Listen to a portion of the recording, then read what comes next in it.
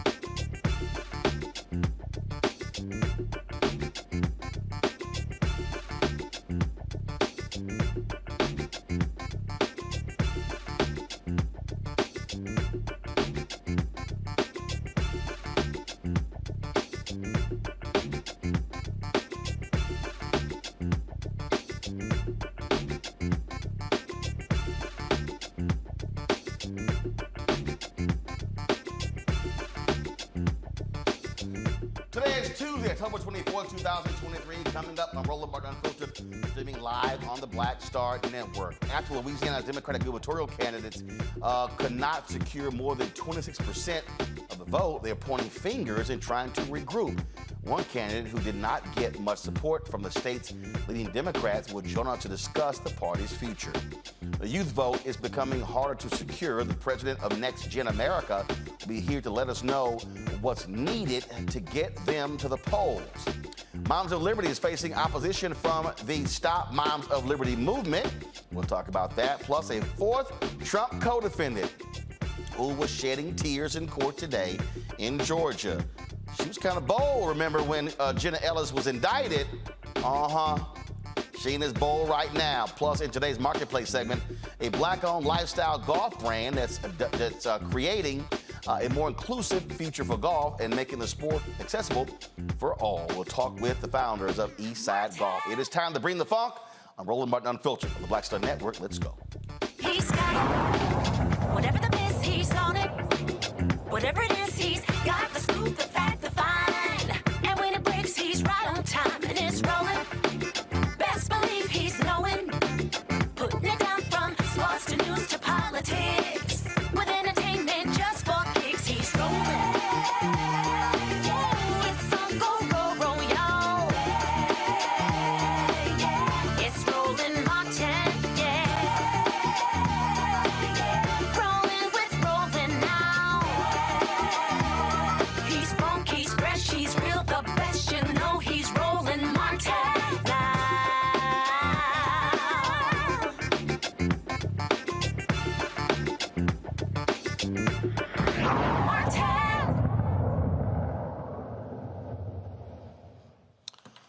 Louisiana's Democratic Party must pick up the pieces after a disastrous primary election. They even turned their political backs on a veteran Democrat representing the uptown New Orleans State House District. Even though Governor John Bel Edwards, who's a Democrat, endorsed Mandy Landry's opponent, she won her re-election to the State House outright with 66% of the vote. We call that a blowout. Louisiana State Representative Mandy Landry joins me now from New Orleans to discuss the future of the state's Democratic Party. Glad to have you on the show, Representative Landry. First of all, this is what I'm confused by. So folks were angry at you because they said you are progressive. You represent a progressive district. They run someone against you. The party hierarchy is sitting here supporting that person against you. You crush her with 66% of the vote. And I'm going, how in the world are you spending more effort to take out one of your own and not to hold on to the governor's mansion? This is what they've become. And the reason they wanted me out, it wasn't even my politics. It's that I've been calling them out for a couple of years now. The party chair is incompetent and she has not raised any money. She has not recruited. I think she just takes selfies all the time. They haven't recruited down ballot. They didn't help Sean. They didn't do any get out the vote. And the party insiders don't like that. They want you to be on their team or get out. And I think what I showed is that people don't like that. The governor of the state endorsed the opponent of a female politician who was best known for reproductive rights advocacy, and I beat her by 40 points. So that shows people don't want what Democratic leadership wants. People want us to run to the left. They want us to run on issues like abortion and workers' rights and minimum wage and legalizing marijuana, and that's what they want us to do, and they showed that in New Orleans on last Saturday. When I look at, again, when I look at states, I sort of look at exactly how states are made up. I look at different things. First of all, we talk about Louisiana with nearly a third of the state African American. And when I look at these numbers, the numbers are abysmal in terms of when you have these elections. When I look at the fact that Sean Wilson raised, about $611,000, it seemed to be everybody's thought was a foregone conclusion that he was going to get into a runoff. And that was, we'll focus on the runoff. Well, you sat around and allowed Landry to get a 50%. Also, you had 16 people running the jungle primary, which I get in terms of the top two vote getters if you don't get 50%. But it seemed as if there was just no strategy involved whatsoever. I was talking to a lot of third-party groups saying, hey, who's involved, who's going down there? Folks were like, we'll see with the runoff. Black Voters Matter, they were on the ground there. There were some other groups trying to do some stuff on the ground there. But it seems as if you frankly had a Democratic governor who didn't mind Democratic votes to get reelected when he barely won, and then said, oh, I'm term limited, the hell with y'all, I'm good. You handle this on your own. Yeah, so first I want to tell everyone I am not related to the governor-elect. Landry is a very common last name in Louisiana. But you're right about the current governor. He's a great wartime governor. He got us through COVID. He got us through so many natural disasters. But one thing he has not done is help recruit and elect legislative candidates and other candidates. I don't think he did very much to help Sean Wilson, unfortunately. He didn't help him raise money. I mean, put it this way. You said he raised $600, which I believe you. I haven't looked. I raised $200,000 for our House rep race. I mean, this is ridiculous. But when I really started to realize what was about to happen, it was about 2 or 3 weeks before the election. And my district is about half white and about half black and brown. And I was going around the district talking to my chronics. And I said, do you know who's running for governor from the Democratic Party? Have you heard of a man named Sean Wilson? And most people had no idea what I was talking about. And that's when I started feeling a sense of dread. Election day, uptown, I was the only person on the ground. There wasn't a single person out there getting out the vote or passing out flyers. And in thinking about it, I've been thinking, was this negligence by the state party and the governor, or was this some sort of intentional situation? Because it was appalling, the sheer lack of support that they gave to Sean Wilson. He's a good man. He didn't deserve that. So, let's see, what jumps out at me again, what I'm looking at is the interest of the people. I'm looking at policies. I'm looking at Jeff Landry when he was Attorney General, who literally targeted black areas by wanting to open the records for juveniles. Yes. I'm looking at somebody who wants to be like Greg Abbott on the national stage, who's probably going to look at the playbook of Ron DeSantis and try to go as hard right as possible in the state. Also, the poorest showing of Democrats has now given Republicans a supermajority in the legislature so they can run the table. So the future for a state that's 1/3 African-American, where you also have a lot of other Democratic or progressive white voters, poor folks as well, it is going to be hell over the next 4 years in Louisiana. Yes. So I just finished my first term, and it was bad enough being a Democrat from New Orleans, because in addition to everything you mentioned, there's so much hate on New Orleans up there. It's historical. It's race-based. It's party-based. They take a lot of our money and then don't send it back. Right. It's sort of like Jackson, Mississippi. So they hate New Orleans, but let's just be honest. Overall, Louisiana is a broke state. So New Orleans is the economic driver for the state, just like Jackson, Mississippi is economic driver. And in Mississippi, they hate Jackson because it's a black city. That's why they hate New Orleans. Yep. And you know this when I hear, I don't want to go down to New Orleans, it's full of Democrats. Come on, we all know exactly what that means. New Orleans is an international city. People come here from all over the world. And we're crumbling in part because the state doesn't want to help us with the biggest moneymaker in the state. But getting back to your original question, as difficult as it's been the past 4 years, we always had the governor as a backstop. We had him, we had the threat of a veto, we had line item vetoes, we got help from his office on policy issues. It was very important to have him there. And now we're not going to have that. And when I'm being very honest with people, my greatest hope is that because there's so many Republicans and because they all want to be in charge, and they're all white men, by the way, over 50 or so, because they all want to be in charge, they're going to fissure sooner or later. They can't all be in charge, and it's going to be interesting to see what happens. And there's going to be a lot of legislation, especially money related, that they're going to need votes on. And unfortunately, that is my greatest hope with the next 4 years. You mentioned all of the white men there. I look at the sheriff's situation. 63 sheriffs in the state, 63 all men, 57 white men. And there was even one of those areas where it was a blue parish county for the rest of us. They didn't even run anybody. I'm like, the hell? You're guaranteed not to have power if you don't run anybody. Yep. So something I did not know before being elected is that sheriffs are basically the most powerful people in the state of Louisiana. And a funny little story is last year I filed a bill to term limit them because we have term limits in the legislature. The governor has term limits. Conservatives love term limits. So I said, let's file term limits on sheriffs, 12 years, 3 terms of 4, and anyone in now, it would start over. When I tell you that 45, I think, or 47 of sheriffs showed up to that committee room for my bill to stare down the members to say, we don't need term limits on us. They are so exceptionally powerful. They decide what happens in the Capitol, them and some of the business interests, and of course, right to life. And it's something people don't understand. It's hard to mount a challenge to a sheriff considering how much money they control and how many jobs they control. We do have one female sheriff in New Orleans.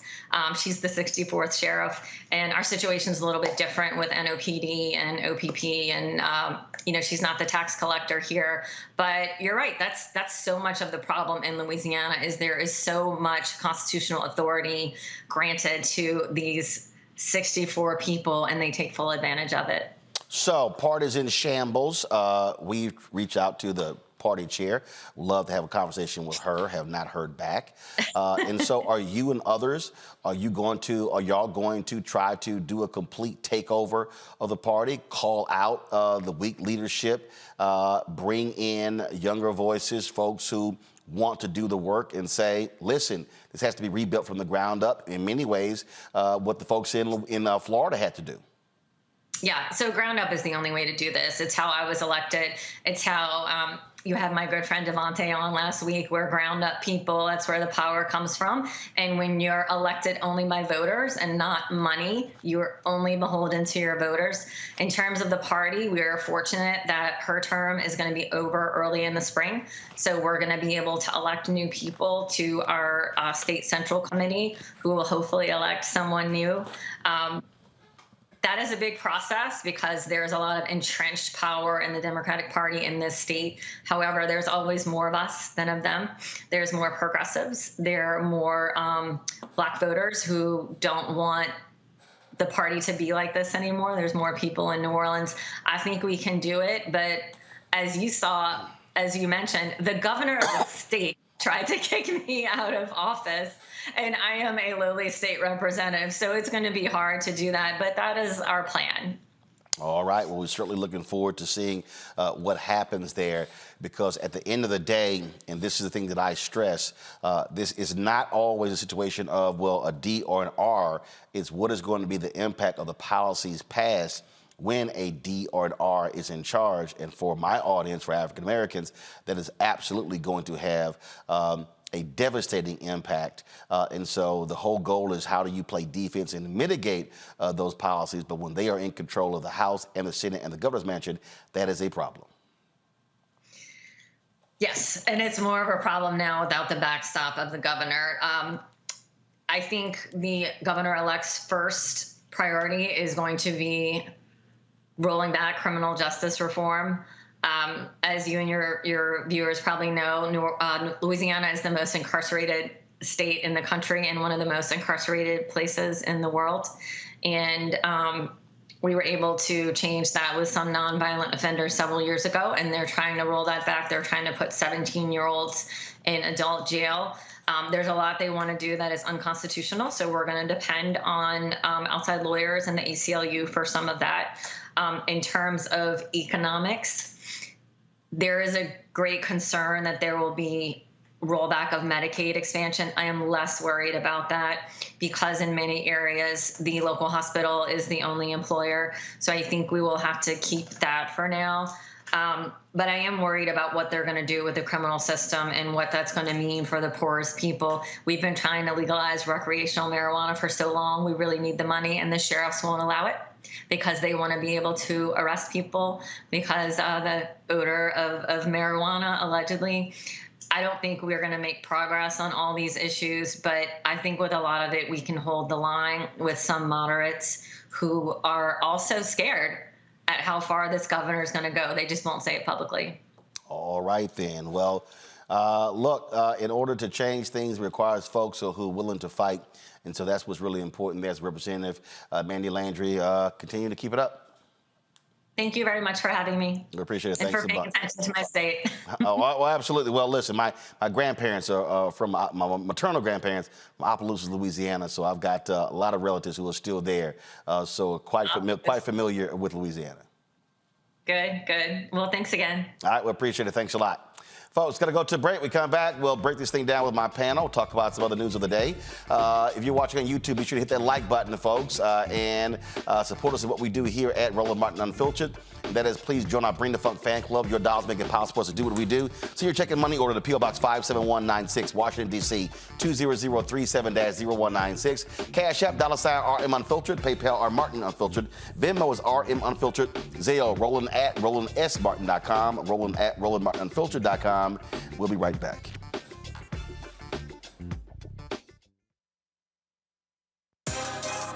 Peace, I'm Faraji Muhammad, host of The Culture. And brothers, we need to talk. There's been much discussion about the state of the black man in our community.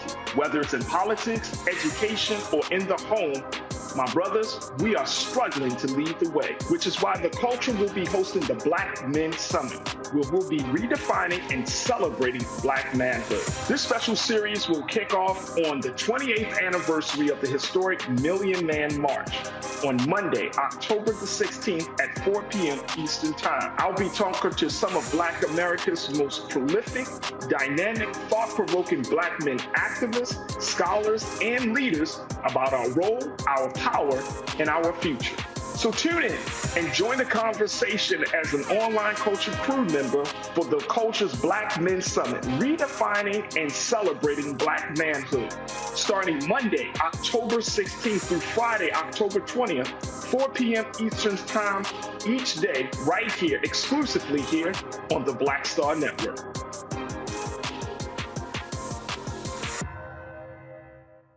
Next on The Frequency with me, Dee Barnes, actress, writer, and advocate Rae Dawn Chong is here to discuss her childhood and break down her life in Hollywood, a show you don't want to miss. Well, even at my peak when I was getting a lot of stuff, as soon as I was working a ton, I heard people whispering, oh, we don't want to pay her because we're giving her a break. Only on The Frequency on the Black Star Network. Pull up a chair, take your seat. The Black Tape with me, Dr. Greg Carr, here on the Black Star Network. Every week, we'll take a deeper dive into the world we're living in. Join the conversation only on the Black Star Network. Hey, what's up? It's Sammy Roman. Hey, it's John Murray, the executive producer of the new Sherry Shepherd Talk Show. It's me, Sherry Shepherd, and you know what you're watching, Roland Martin Unfiltered.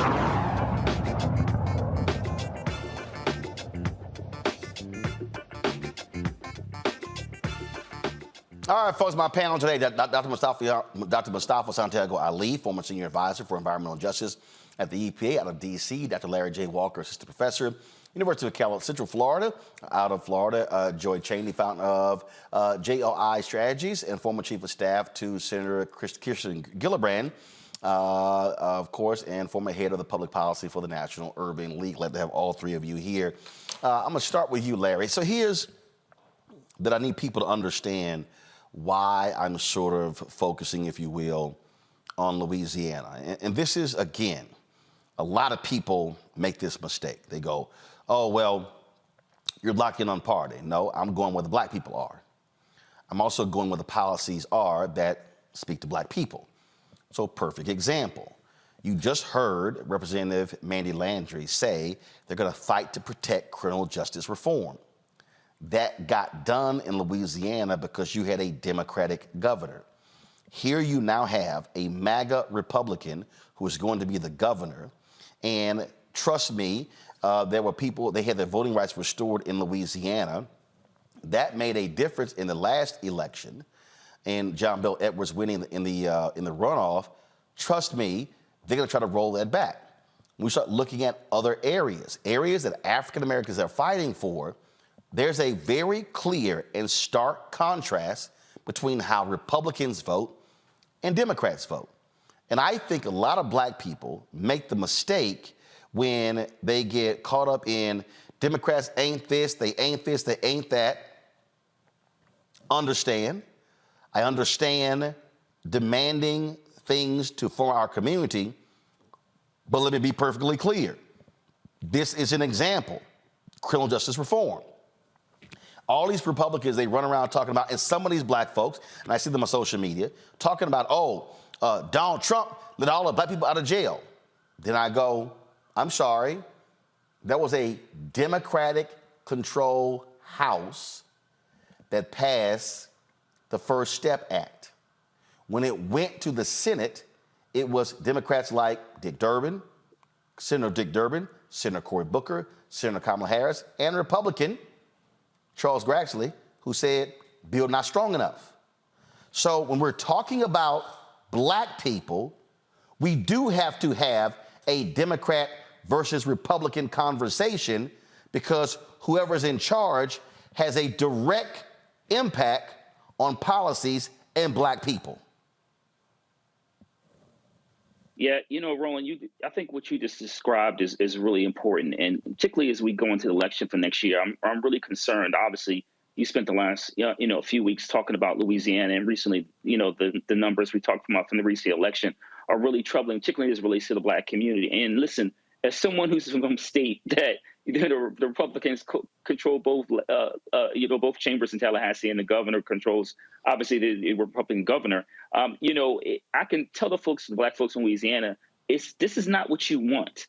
And you talk about some of the rollbacks, some of the issues that black people really care passionately about, criminal justice reform, et cetera. When you have, like you said, a governor who sought to release, like you said, the records of juveniles, specifically black juveniles located in black areas, it's really it gives you an idea of what black folks are in for over the next couple of years. And it's really dark days in the state of Louisiana. And like I said, I can speak from personal experience as someone who's in the state of Florida. But the bottom line is, the Democratic Party at the state apparatus has to do a better job. And also, obviously, when we talk about what happens in D.C. and DNC, and putting the resources necessary in the South. The South has something to say. Louisiana, Alabama, Florida, et cetera. That's where a lot of black folks, a lot of our members of the black community throughout the United States live in the South. We have to put the resources in the states like Louisiana to make sure brothers and sisters have the right to walk the streets. And also, if they go to jail, that they're released in a reasonable time. The thing here, Mustafa, again, when you start breaking all of this down, we have to just understand, on the local level, you have what is called nonpartisan races. But even in many of these cases, they're partisan.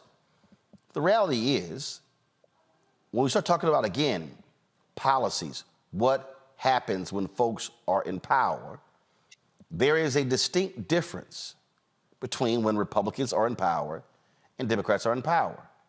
There's a distinct difference between policies that we're talking about. Perfect example, Medicaid expansion. Right now, there's a governor's race in Mississippi. You have a governor in Tate Reeves who said that when he was state treasurer, he purposely did not fund many initiatives there for Jackson, Mississippi. You have a governor who is white, Brandon Presley, who is running neck and neck, but who is talking about Medicaid expansion, who's talking about issues that directly go to the heart for African Americans. And I just think that what happens is there are a lot of people who spend so much time listening to loudmouths on social media say things and not understand, whether you like it or not, there are two parties in this country. And if you have to start listing policies that matter to you, there's a distinction between Democrats and Republicans. Without a doubt. Let's talk a little bit about policy there in Louisiana. So the person who's going to be the new governor has actually been fighting to allow more air pollution into the lungs of Black folks there in Louisiana. Why does that matter? Because we have an area there called Cancer Alley, runs between New Orleans and Baton Rouge, has incredibly high rates of cancer. And the more of this air pollution that you allow to pump out, because he's been saying that, you know, these plants should be able to have more emissions going up, that means more Black folks going to die. That means that all the kids who have asthma are going to have a harder time in going to school. So since let's talk a little bit about education. On the education side, he has also said that he's against the woke agenda, the language that they like to use, therefore making sure that there are less resources that are actually going to Black schools, making sure that DEI is not being honored, and a number of other things that are a part of that. So when our folks say, well, it really doesn't matter if we vote, yeah, your life is literally hanging by a thread based upon what these folks have said that their policy agenda are. And the other part of it also is around those congressional maps. Most folks don't know that he's the person who is defending those congressional maps. So whether you want to talk about your health, education, or your ability to vote, the person who's going to be the next governor there in Louisiana has been doing everything in his power to make sure that you are in a much more difficult situation. The thing here, as I really again look at this, Joy, is again, and I talked about this here. Look, my parents were co-founders of a civic club in Houston, so I saw from the age of 7 and 8 up close, politics on the micro level. I saw it, what happens with, okay, how does that overgrown lot, okay, who controls that? Who cuts that grass? How can we get that house demolished? How can we get the house condemned and then torn down? How do we deal with, okay, we need more sewer systems. We need our park refurbished. We need street lights, all those different things. So I grew up watching the minutia of politics. And I saw what happens when certain politicians look at low-income neighborhoods and provide services. So I'm speaking as somebody who, since I was 7 and 8 years old, saw it for real.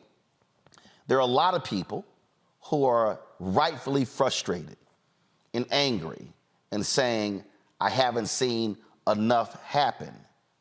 But I can also look at what things do happen. You worked in the United States Senate. A lot of people really have no clue what senators do. It's not just what bill was passed. It's literally how a senator or a member of Congress can change a word in a bill that could result in millions and billions of dollars flowing to different groups. And what I think people are not grasping is what is going to happen in your state when it comes to state politics, federal politics, when these things shift. Where do resources go? Where do interests go? And I'm going to do a whole show on Project 2025 that these Republicans are planning. And I'm telling you, people out here who are saying, I'm not going to vote, I don't care, I'm going to sit this one out, do not fully understand that if you think something isn't happening now, wait until they have all of the power, meaning MAGA Republicans. That's right. When Donald Trump first won, many of us were devastated. Everyone was devastated, a lot of people. But some of us weren't devastated just that he won and that he would be president. We were thinking about all of the other nominees that were going to flow from that, the judges, all of the small decisions, who sets budget policy, what's initially in the first package, what deals are the small things that no one ever sees. Well-paid lobbyists, they see it, they're focused there, but the average American person doesn't understand how their rights are undermined every day. And we understood what the power would be if Republicans, and especially MAGA Republicans, were in charge. Friends, that will come back, but it will come back with the confidence of being a second term when they literally can do whatever they want. It is paramount and, frankly, a matter of our democracy that we just cannot have these people in charge. Again, have we not learned? I mean, my goodness, sometimes things happen and you are supposed to learn from them. We have seen what can happen when you have Donald Trump. To do it again would be just disastrous and really, would question whether or not we want the country we say we do. And so I say to everyone who's frustrated, I get it. And frankly, it's Democrats' fault, right? Because you can't just assume people are going to know what you're doing. Yep. You just can't assume. You have to actually fight for their votes. And that is, to bring it back to what we've been talking about in Louisiana, not fighting affirmatively, aggressively for the Black vote, for the vote of people who are poor, for the Latino vote, for, the vote of other marginalized groups. That is a malpractice. And after you do that, of course, people will believe almost anything. They're disappointed that they haven't gotten what they wanted and what they expected and what they were promised. That makes sense. So I'm not blaming people.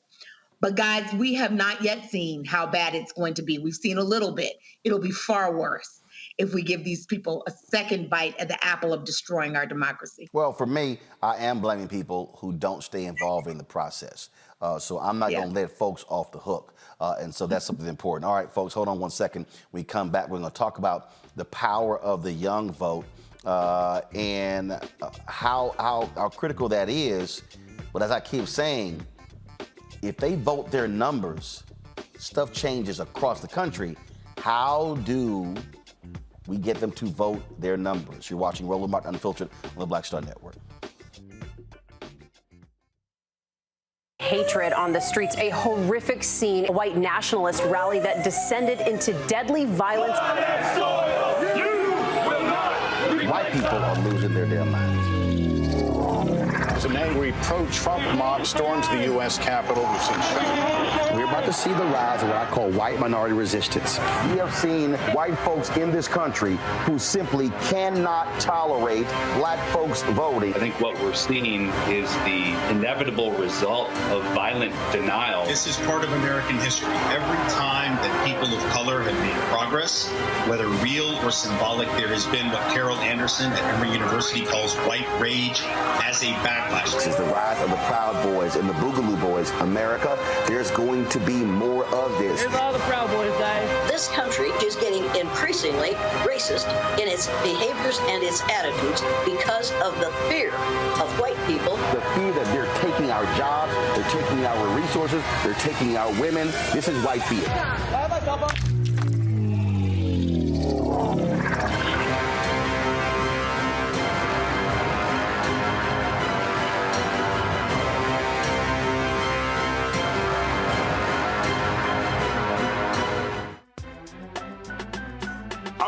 Muhammad, live from LA. And this is The Culture. The Culture is a two-way conversation. You and me. We talk about the stories, politics, the good, the bad, and the downright ugly. So join our community every day at 3 p.m. Eastern and let your voice be heard. Hey, we're all in this together. So let's talk about it and see what kind of trouble we can get into. It's The Culture, weekdays at 3, only on the Black Star Network. Hello, I'm Jamia Pugh. I am from Coatesville, Pennsylvania, just an hour right outside of Philadelphia. My name is Jasmine Pugh. I'm also from Coatesville, Pennsylvania. You are watching Roland Martin Unfiltered. Stay right here.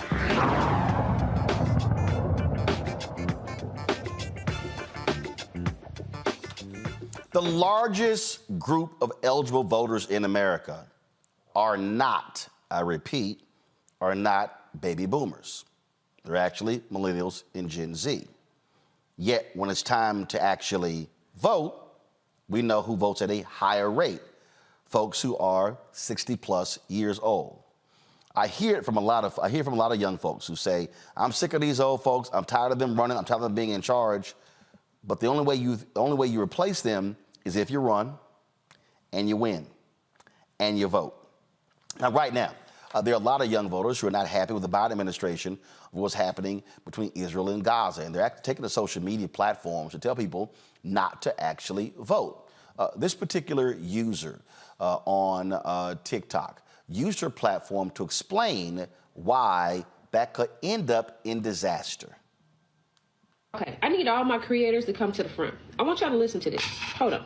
I voted for Biden in 2020. I have never liked him, and when I first heard that he was going to be the Democratic candidate, I said that I wasn't going to vote in 2020, but I felt like it was important, and I felt like he was the lesser of two evils, and I still feel that. But after today, I cannot imagine voting for him in 2024.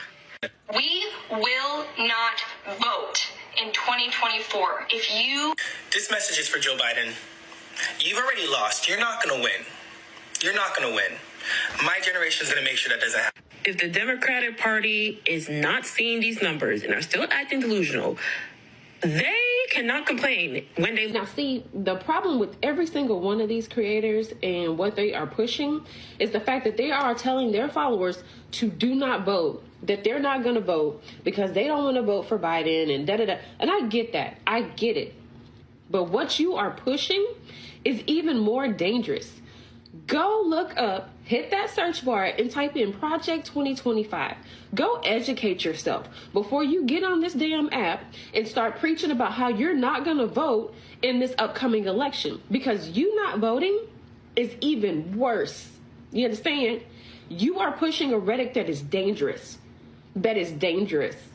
Because if you decide to withhold your right to vote, and even if you just don't agree with Biden, go look up Project 2025. Because I guarantee you, as a woman, as a black woman, as a minority, as someone who is in an interracial relationship, as someone who is a small business owner, as someone in the middle class, lower class, anybody, if you do not understand what Project 2025 is, and the way a lot of these Republicans are pushing their agenda, and they have laid it out for you as plain as day in black and white of what they are planning on doing.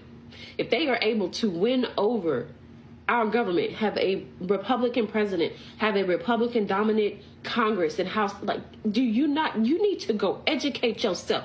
Stop getting on this app, running your mouth, because you feel some type of way right now with everything that's going on with this Israel and Palestine. And I get it. I get it. I feel it too. But stop telling your followers and all of these young people to not go vote. Because if you don't get your ass up and go to these polls next year, guess who will?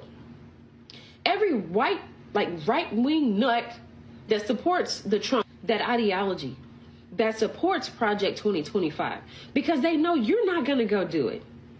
So we have to stop. And as an influencer with a following as big as all of these followers, these influencers have, baby, you got to be careful what you say on this app. You got to be careful what you are pushing out there, because that rhetoric of I'm not voting for Biden, I'm not voting for either. What? Then you're just going to allow them to win by default. And when they start implementing all that Project 2025, do not come on this app boo-hooing, crying, talking about this, talking about that, when you start to see your basic human rights get stripped away. And the fact that it's a lot of minorities on this app talking about telling people and telling their followers not to vote, baby, I want to slap all of you. Pay attention. Pay attention. And do your research before you go popping off at the mouth, telling people not to get up and exercise their right to vote. You may not agree with Biden. You may not agree with the Democrats and this and stuff that's going on right now with Palestine. I get it. But do not get on here and tell people not to vote. That is the absolute worst thing you can do. Get it together.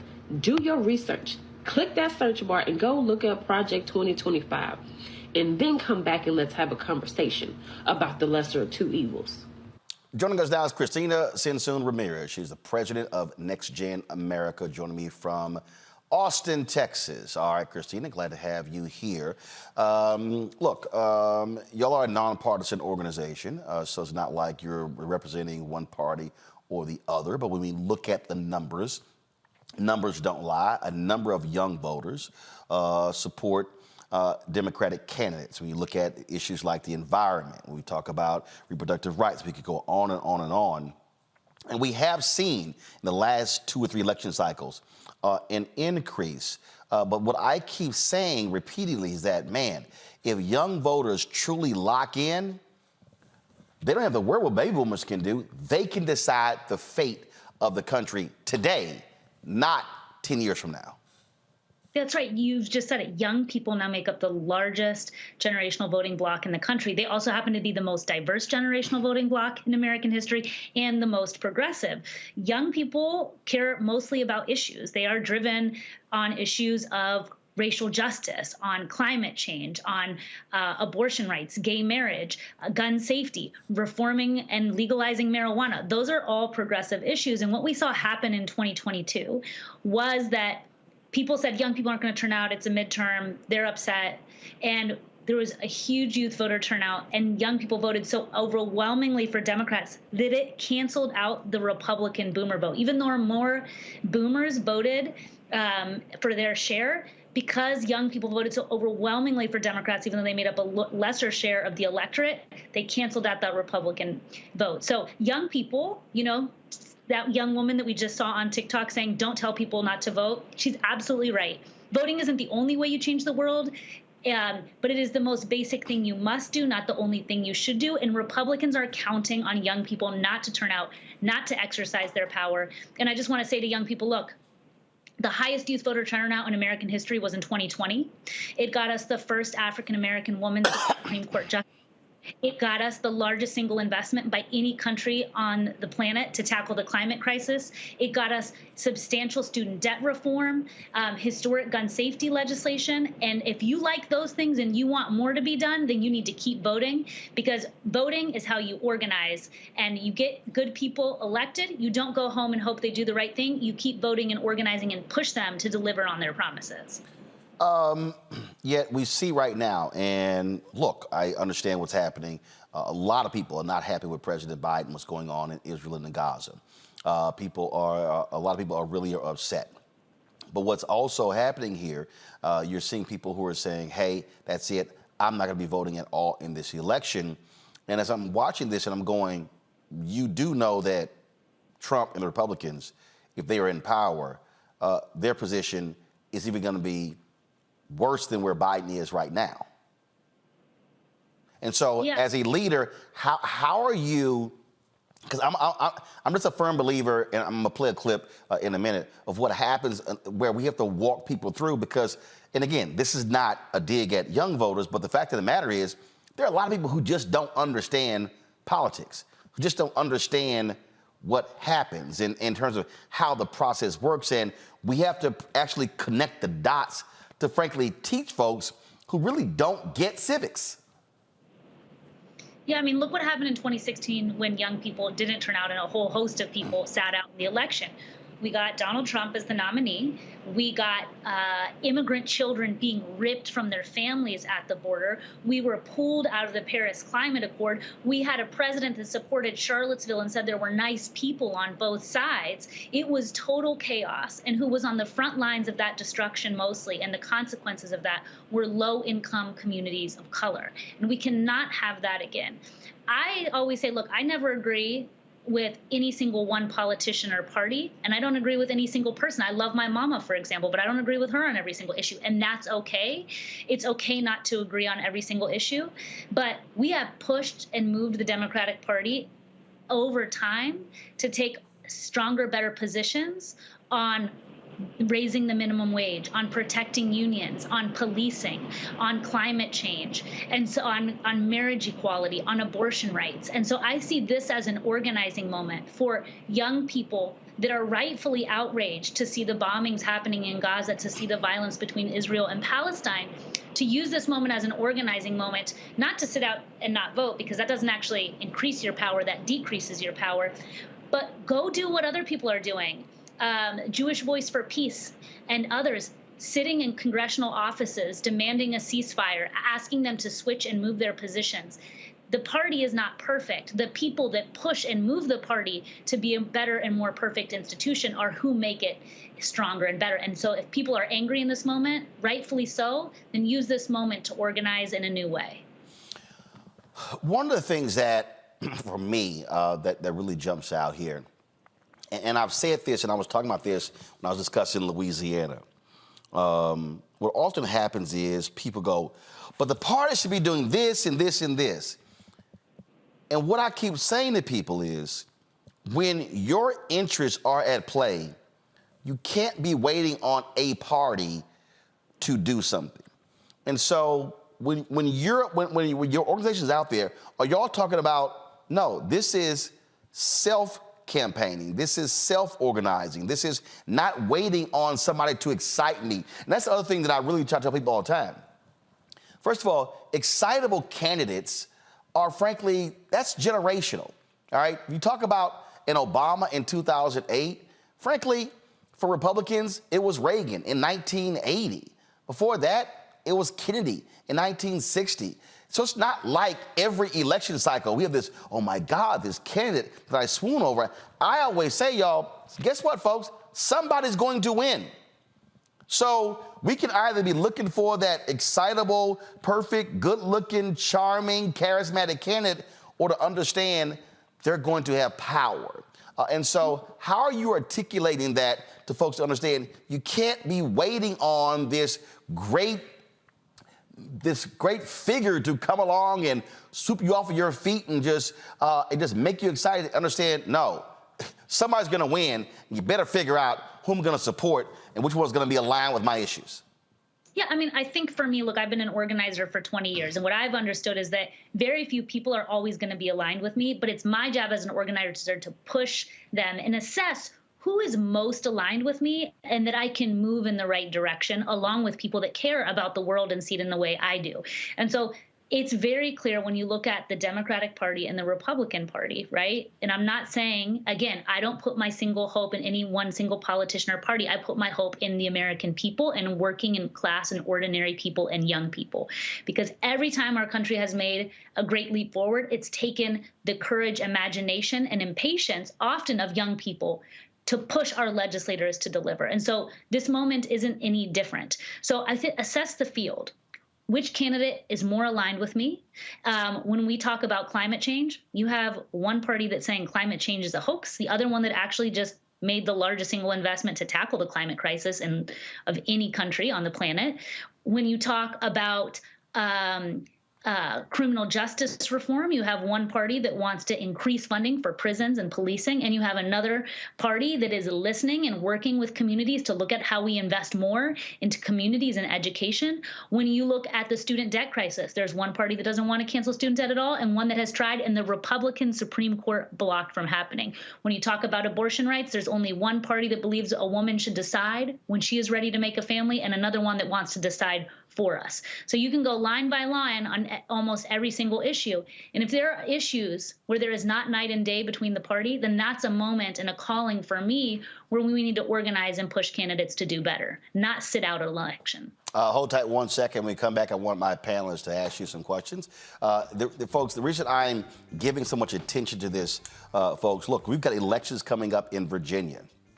All of the House and Senate races. That's going to decide who controls the legislature in Virginia. You've got gubernatorial race in Kentucky, gubernatorial race in Mississippi. But you've got elections happening all around the country. I got a text message just the other day of an election in a suburb of Dallas where I'm still registered, of a proposition on the ballot when it comes to funding the schools. And so a lot of you right now, there are elections that are happening all around you, and folks are like, I had no idea. This is where you should be checking right now, because you can't keep saying, I want things to change, but then you're unaware of change that's literally happening all around you. You're watching Roland Martin Unfiltered right here on the Black Star Network. Don't you think it's time to get wealthy? I'm Deborah Owens, America's Wealth Coach, and my new show on the Black Star Network focus is on the things your financial advisor or bank isn't telling you. So watch Get Wealthy on the Black Star Network.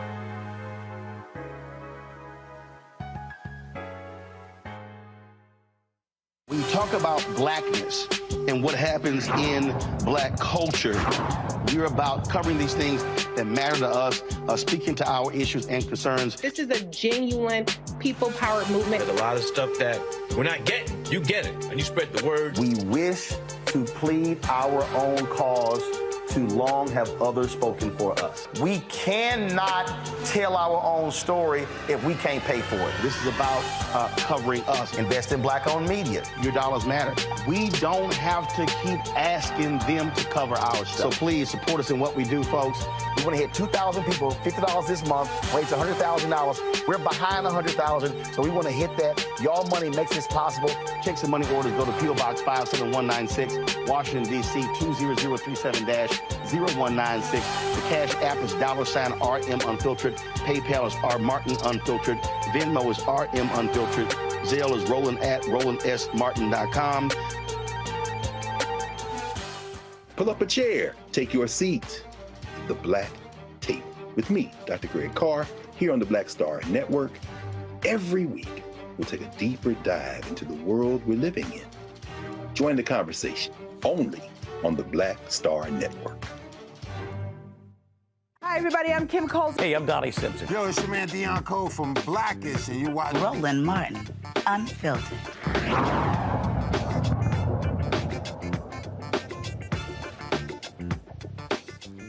All right, folks, we're talking with Christina Ramirez. She's the president of NextGen America, joining from Austin. Let's go to my panel here. Joy, you're first. What's your question? So, Christina, thank you so much for everything you've been talking about today. I want to know where people go to learn more information about what elections are coming up. Do you have any resources that people need? Because I think young people are maybe not always knowing where to go to get the information about what's coming up. How do they get educated about what's coming up? Yes. So for anybody that's interested, you can actually go to nextgenamerica.org. You can share your information with us, and we will share voter guides and information with you about when, where, and how to vote, and also ballot guides that talk about what the differences are between the candidates. Because a lot of the times young people will say, I don't vote because I don't know who to vote for. I don't know what the difference is between the candidates. And so we do that research and work for young people. So again, that's nextgenamerica.org. And you can, again, plug in your information. You don't have to go to the website every time. Just share your cell phone with us, and we'll text you and let you know when there's an election in your area. Love that. Larry. Follow up. Got one more. Okay, go ahead real quick.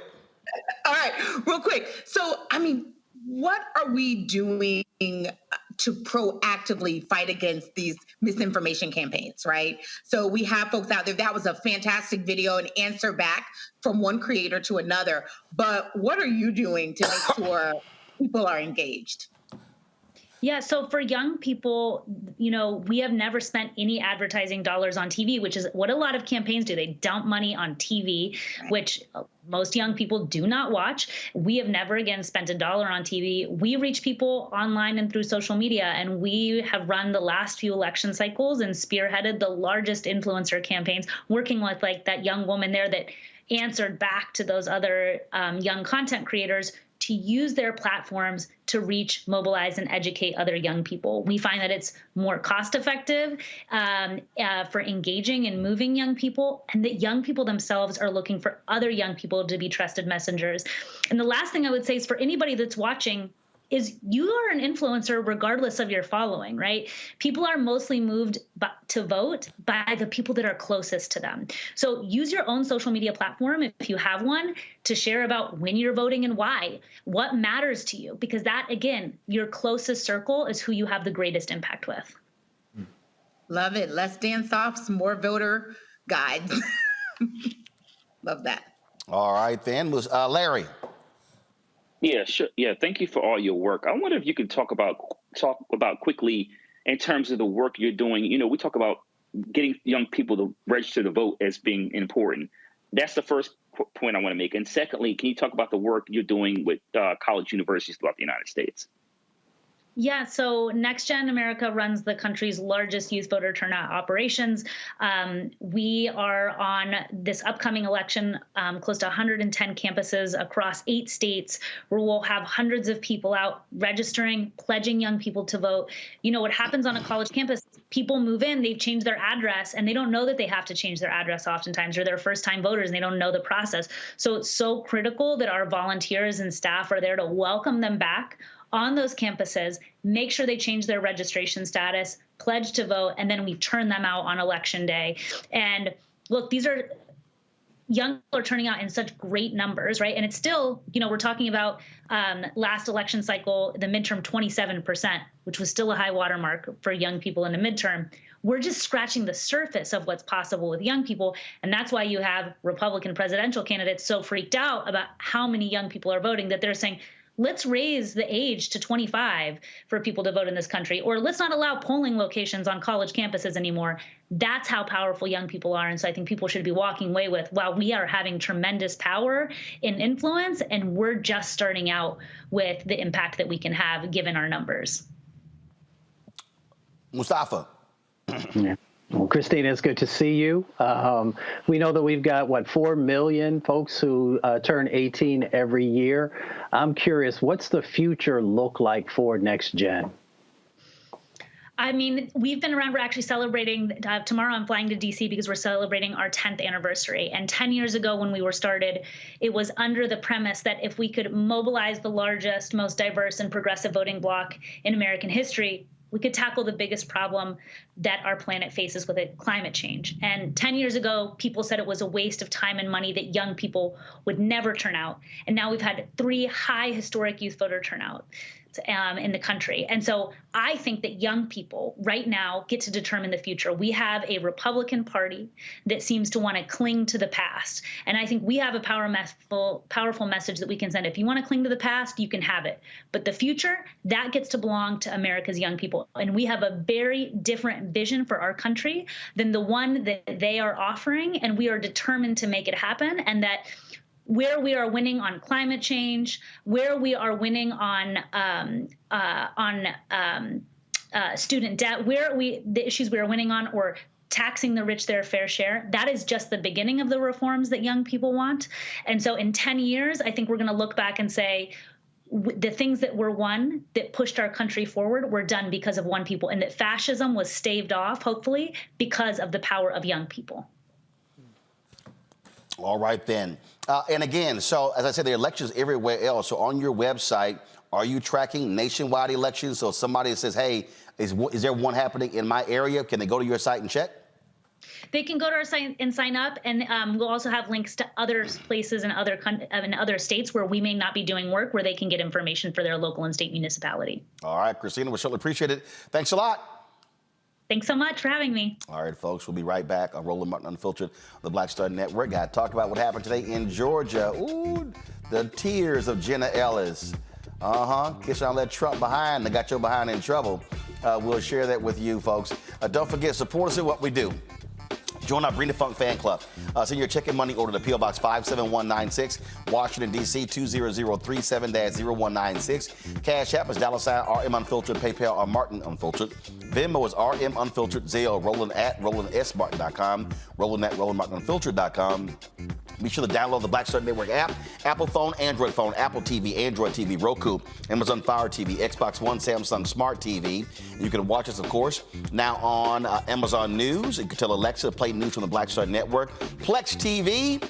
Check our 24-hour channel out on Amazon Freevee, as well as Amazon Prime Video. And be sure to get a copy of my book, White Fear, How the Browning of America is Making White Folks Lose Their Minds, available bookstores nationwide. Also, get the Audible audio version on Audible. We'll be right back. Hi, I'm Dr. Jackie Hood Martin, and I have a question for you. Ever feel as if your life is teetering and the weight and pressure of the world is consistently on your shoulders? Well, let me tell you, living a balanced life isn't easy. Join me each Tuesday on Black Star Network for a Balanced Life with Dr. Jackie. We'll laugh together, cry together, pull ourselves together, and cheer each other on. So join me for new shows each Tuesday on Black Star Network, A Balanced Life with Dr. Jackie.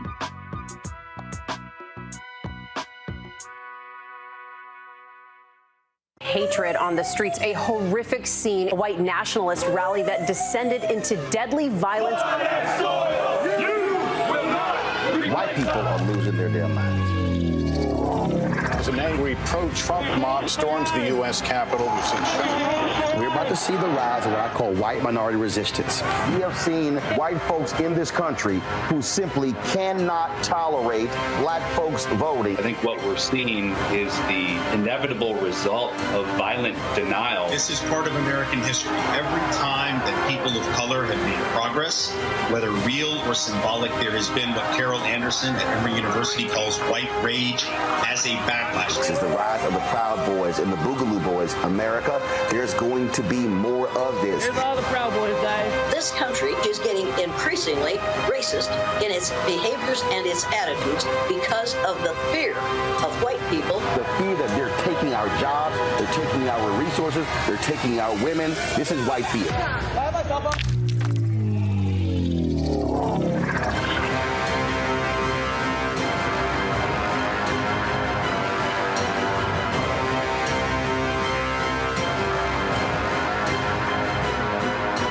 Hey, what's up, y'all? I'm Devon Frank. I'm Dr. Robin B., pharmacist and fitness coach, and you're watching Roland Martin Unfiltered.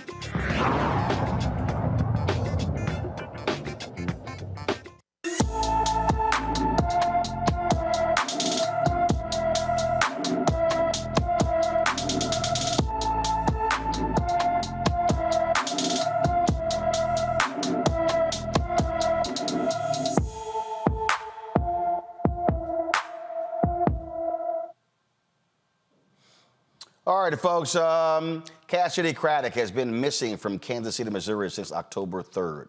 The 16-year-old is 5 feet 7 inches tall, weighs 120 pounds, with black hair and brown eyes. She was last seen wearing a black jacket, white T-shirt, and black leggings. Anyone with information about Cassidy Craddock is urged to call the Kansas City, Missouri Police Department at 816-234-5111, 816-234-5111. A federal judge sentenced a white man convicted of attempting to run down 6 black men at the site of the Rosewood Massacre last year. He's going to get a year in jail. 62-year-old David Emanuel was found guilty of willfully intimidating the victims, attempting to injure and intimidate them through a vehicle. On September 6, 2022, Emanuel tried to run over historian Marvin Dunn, his son, and 4 other black men surveying Dunn's Rosewood property to build a memorial for the massacre. We actually had Dunn on the show. Emanuel will serve 12 months plus 1 day in federal prison for each of the 6 charges, allowing the sentences to run concurrently. The Justice Department sought a substantial prison term of 4 to 6 years. New Jersey man whose racist rant went viral in 2021 has pleaded guilty to harassing and using racial slurs against his neighbors. According to court documents released by the Burlington County Prosecutor's Office, Edward Matthews pled guilty to 4 counts of bias intimidation and possessing a controlled dangerous substance with intent to distribute. In 2021, a resident filed a harassment complaint against him for a shooting, throwing rocks, and smearing feces on cars in his neighborhood. When officers arrived, they found Matthews using racial slurs while engaging in a verbal altercation with 4 residents. His plea agreement means he'll receive an 8-year sentence for all offenses. His formal sentencing is scheduled for December 8th. Well, guess what, folks? I've told you numerous times about Moms for Liberty, and I've also told you what happens when folks do not show up to vote. Well, what happened? Moms for Liberty ran a number of people for school board races all across the country, and they won in many of those places. This far-right anti-government extremist organization is doing damage. And one of the things that they're doing by taking over school boards, they're firing superintendents, they're getting rid of teachers, and they're imposing their ideology, including ridding places of Black history. Well, now there's an organization that is trying to fight them. Liz McIntyre, the founder of Stop Moms for Liberty, joins us now from Titusville, Florida. All right, Liz, so founder of Stop Moms for Liberty, why'd you decide to do this? Well, first of all, I'm thrilled to be on your platform. I've been following your work for years, so thank you for that. Appreciate it. I've been an educator for over 25 years, so recently retired, so to speak. And Moms for Liberty started in the chapter or the county where I live in the state of Florida. And I know one of the founders personally. So I kind of, as the kids say, I have some receipts. So I know that this is not the grassroots movement that they say that they are. And so as an educator, I was trying to, at the very beginning of Moms for Liberty, get on, social media and phone calling, whatever, to try and get people to be a little bit more rational and realize that what they were being told was not what was happening in our public school system and that they were being misled. And instead of getting some response to, oh, here's a teacher, maybe she knows some information, they started calling me names. So I was called a groomer one too many times. I was told that I supported pedophilia one too many times. And I just started thinking there have got to be other people that are being attacked like I am. And there have got to be people on, our side of the issues. And it's time for us to get together if there are. Well, sure enough, there were plenty of people in the state of Florida. So we first had a Brevard County chapter, and then we grew out into all the counties in Florida. And then South Carolina reached out and said, hey, we're having an issue here. Have you thought about taking this to, a next level and branch out into states? And so that's what we did. And once South Carolina was under the umbrella, it was kind of like a flame had been lit or something. And we have currently now groups that are in just about 46 of the states. And under those groups, we also have the local groups that are forming that are specific to school districts. And your lead-in was absolutely right. Their plan was to take over school boards, which they have done. And I will say there is a little ray of hope because the success you were noting was last fall election. We then fast forwarded to this past spring, and they were not as successful because more people around the country are realizing that what they're selling is not what they want to buy. And so there was much less success in the spring, and we're anticipating much less success in the fall. But you're right, a whole lot of damage has been done. In my own county, my superintendent was kind of booted out on the first meeting that these newly seated board members did. And they're doing this. They fired the first African-American superintendent in, I think it was the whole state of South Carolina. And these are the things that are in their playbook. And it has nothing to do with improving education. It has to do with taking over. But what they've also done is they've taken advantage of voter apathy. A lot of people ignore school board races. They don't actually even vote. And so that's how they were able. And what they did was they also studied when the terms were up in some of these places. And so they did all the research. And here's the whole thing. Steve Bannon said all of this. Mm-hmm. So this wasn't like, oh, my God, caught by surprise. They said, we're going to run people for all of these positions, and we're going to take over school boards, election boards, all of these places. Mm-hmm. You're absolutely correct. This is not a moms have some concerns about their kids in school movement. This is a highly structured, highly funded, really national push to privatize our public school education system in the country. And it's very transparent once you start digging into the subject. I was drawn to coming onto your show after I saw you interview Keisha King, who presents herself as just a mom, but she's actually employed by Moms for Liberty and works at the national level. So, she unfortunately, I think got eaten up a little bit on your show, which was rightfully so because she didn't have the answers. And that's what we're finding is the common piece of this is that they don't have facts. They have rhetoric. They have, scare tactics that frankly are brilliant, right? They, talk about parents' rights. Well, who's not in favor of parents' rights? They talk about, we don't want pornography in schools. Well, who exactly is in favor of pornography in schools? No one. And so they've taken, some basic concerns that parents have, that they already have rights and they already have a system of doing things about. And they've convinced a lot of people across the country that school systems are shutting them out. And that's far from the truth. Schools have always had an open door policy, multiple opportunities for parents to be involved.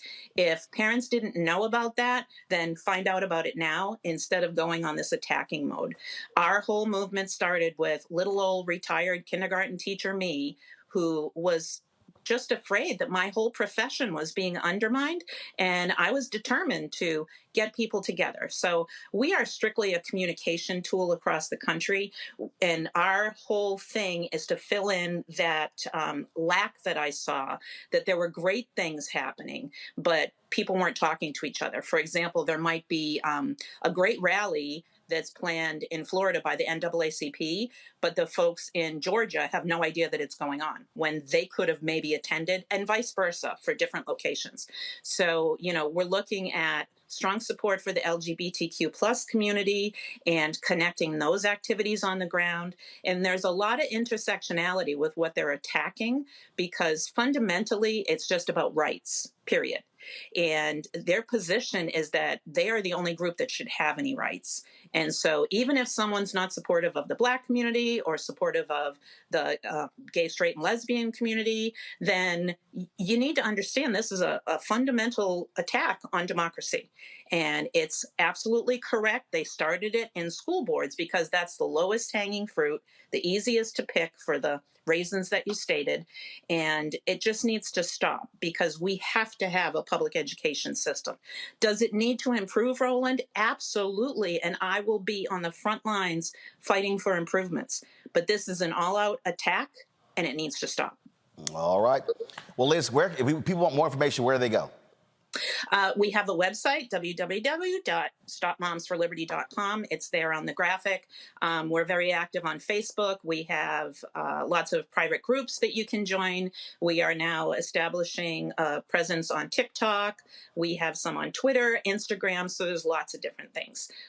Lots of ways to reach out to us. We have stopmomsforliberty@gmail.com as an email to reach out to us.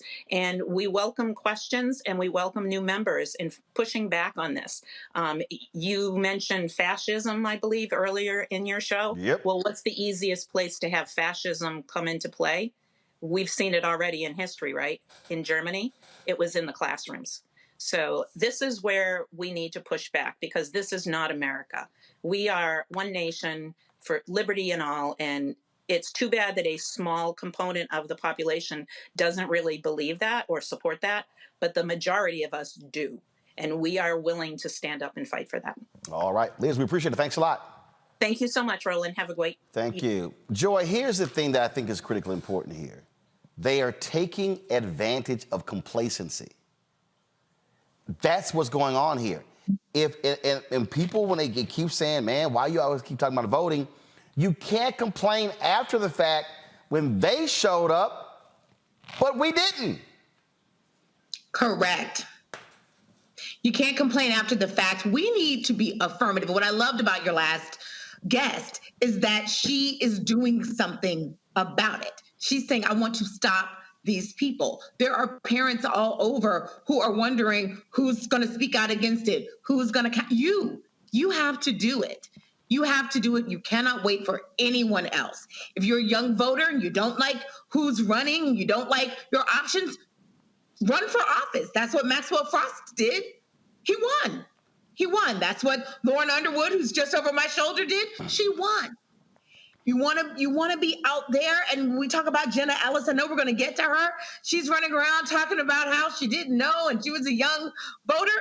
We have young people who are doing great things all over this country. That's how you make a difference. You don't like it. You don't say, I'm not going to vote for you because you didn't agree with one thing that I, disagreed with. No, You go out and you let them know, I voted for you. I am your constituent. You need to know this is my perspective. You're voting against my interests. I need you to do better. That's how you make a difference. You don't just say, I'm just going to cede my rights as a citizen. That's not how you do it. And, I don't want to be, you don't want to be rude in saying that to people or, suggesting that I know more than someone else. But I know what? The Republicans know your power. The conservatives know your power. The people who are against your interest, and no matter what party they are in, they know your power. Well, that's why they fight like hell to make sure you can't vote. Mustafa, I'm sorry. Mustafa, I'm sorry. I'm going to be rude about it. No, This is no time, Mustafa, for people's feelings, because the bottom line is this here. I'm sick and tired of hearing people complain in our chat rooms on social media after the fact. And then I'm like, what did you do when everything was on the line? Where were you?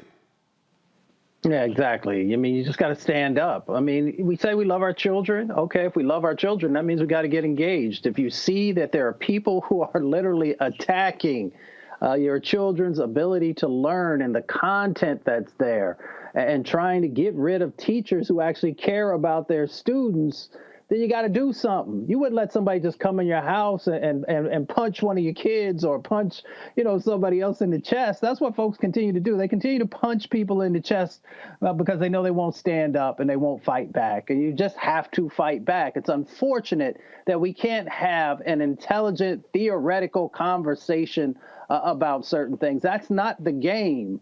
That's not the strategy that these folks are utilizing and playing with. They literally want to strip all of your rights away because they believe that they have the privilege to do that. You have the choice if you're going to allow them to play that out or not. And Larry, again, right now, there are people who are saying all kind of different stuff and not understanding.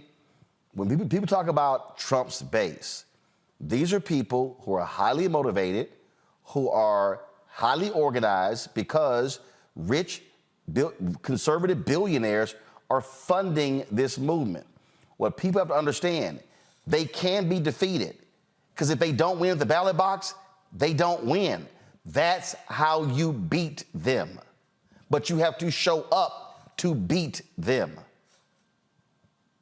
Yeah, so you have look, a voteless people, voteless people is a hopeless people, right, Roland? So listen, you have to show up at the ballot box, and let's make it really clear about what this is about. This is about maintaining a race-based caste system that we've had for years, and then the perceived progress of Black folks by a lot of white Americans over the last several years. So I'm in Florida at ground zero. A lot of these book bans, and you're the person you just had on is in Florida.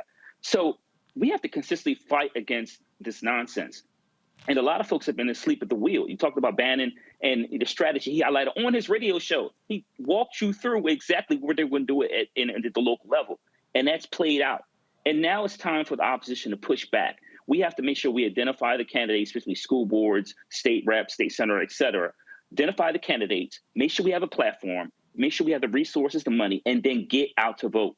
We got to galvanize young people to get out to vote. But we have to counter a lot of this. And we can't wait till next year. You talked about there are a lot of local elections in Virginia, state elections in Virginia, and other jurisdictions coming up over the next couple of weeks. And we have to make sure we continue to fight. And once again, if you don't do that, then you can't complain about all these policies that are impacting your daily life, whether we talk about a woman's rights to choose or whether about the kind of books that you have in your classroom, child's classroom.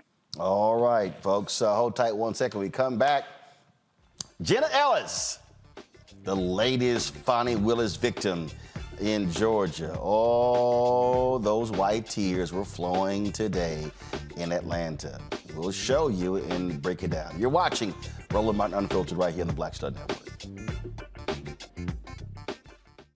When you talk about blackness and what happens in Black culture, we're about covering these things that matter to us, speaking to our issues and concerns. This is a genuine people-powered movement. There's a lot of stuff that we're not getting. You get it, and you spread the word. We wish to plead our own cause to too long have others spoken for us. We cannot tell our own story if we can't pay for it. This is about covering us. Invest in black-owned media. Your dollars matter. We don't have to keep asking them to cover our stuff. So please support us in what we do, folks. We want to hit 2,000 people, $50 this month, raise $100,000. We're behind 100,000, so we want to hit that. Y'all money makes this possible. Checks and money orders go to P.O. Box 57196, Washington, D.C. 20037-0196. The Cash App is $RM Unfiltered. PayPal is R Martin Unfiltered. Venmo is RM Unfiltered. Zelle is Roland at RolandSMartin.com.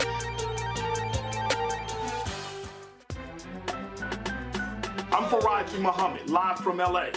And this is The Culture. The Culture is a two-way conversation. You and me. We talk about the stories, politics, the good, the bad, and the downright ugly. So join our community every day at 3 p.m. Eastern and let your voice be heard. Hey, we're all in this together. So let's talk about it and see what kind of trouble we can get into. It's The Culture, weekdays at 3, only on the Black Star Network.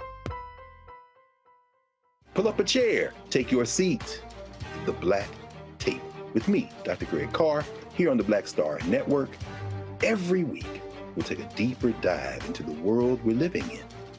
Join the conversation only on the Black Star Network.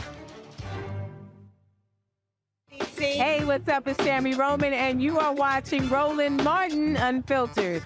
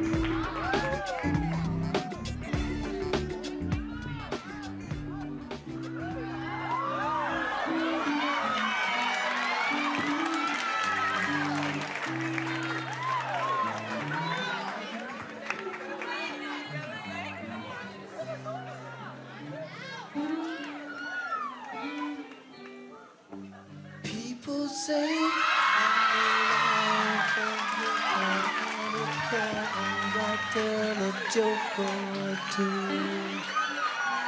Although I might be laughing loud and hearty, well, deep inside I'm blue. So take a good look at my face. See the smile looks on my face.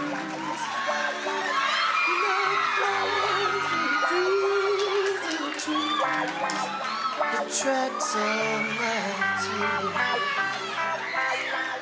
Oh, don't you know I need you.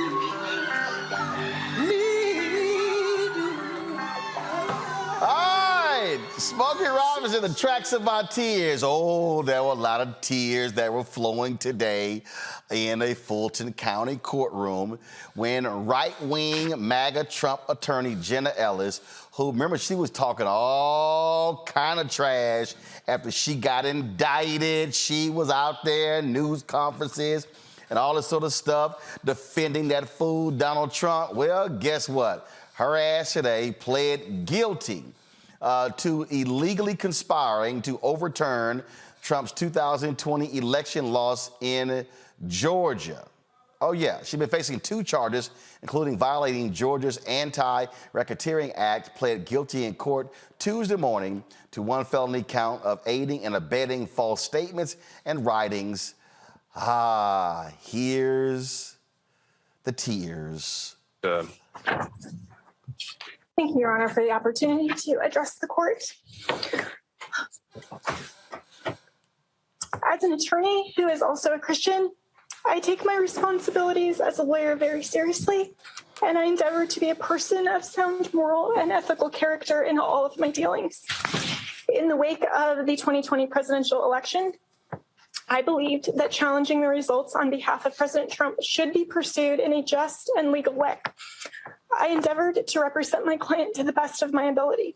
I relied on others, including lawyers with many more years of experience than I, to provide me with true and reliable information, especially since my role involved speaking to the media and to legislators in various states.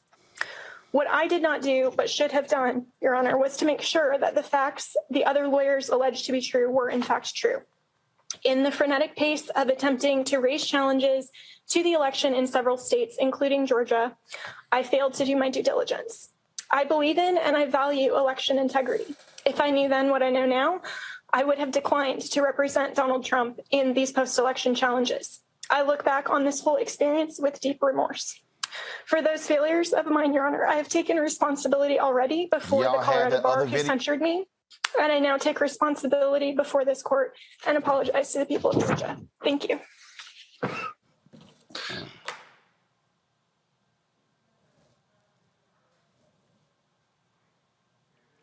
Oh, as a Christian, oh.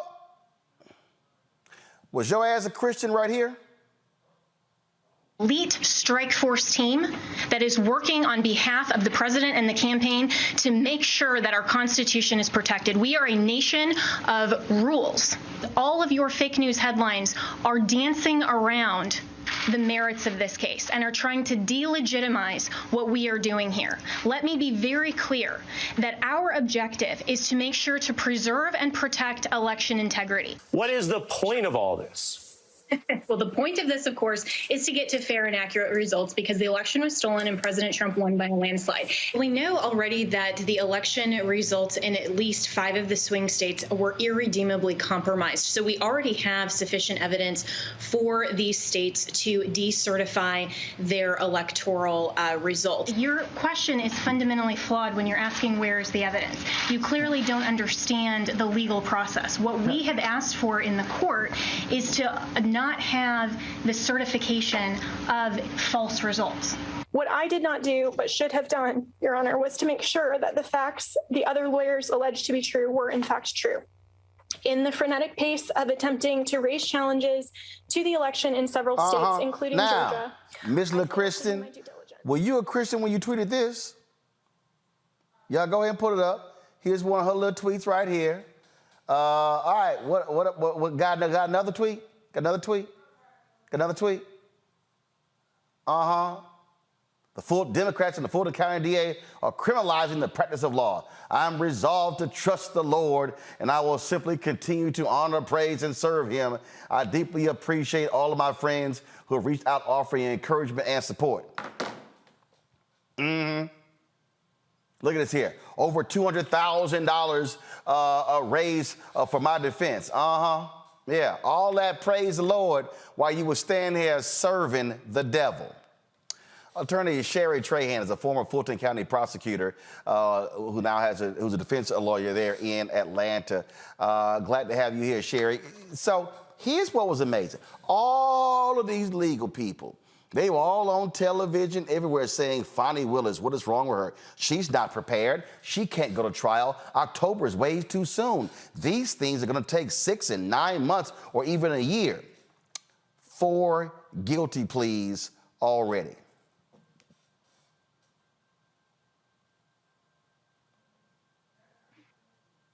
What do you make of that?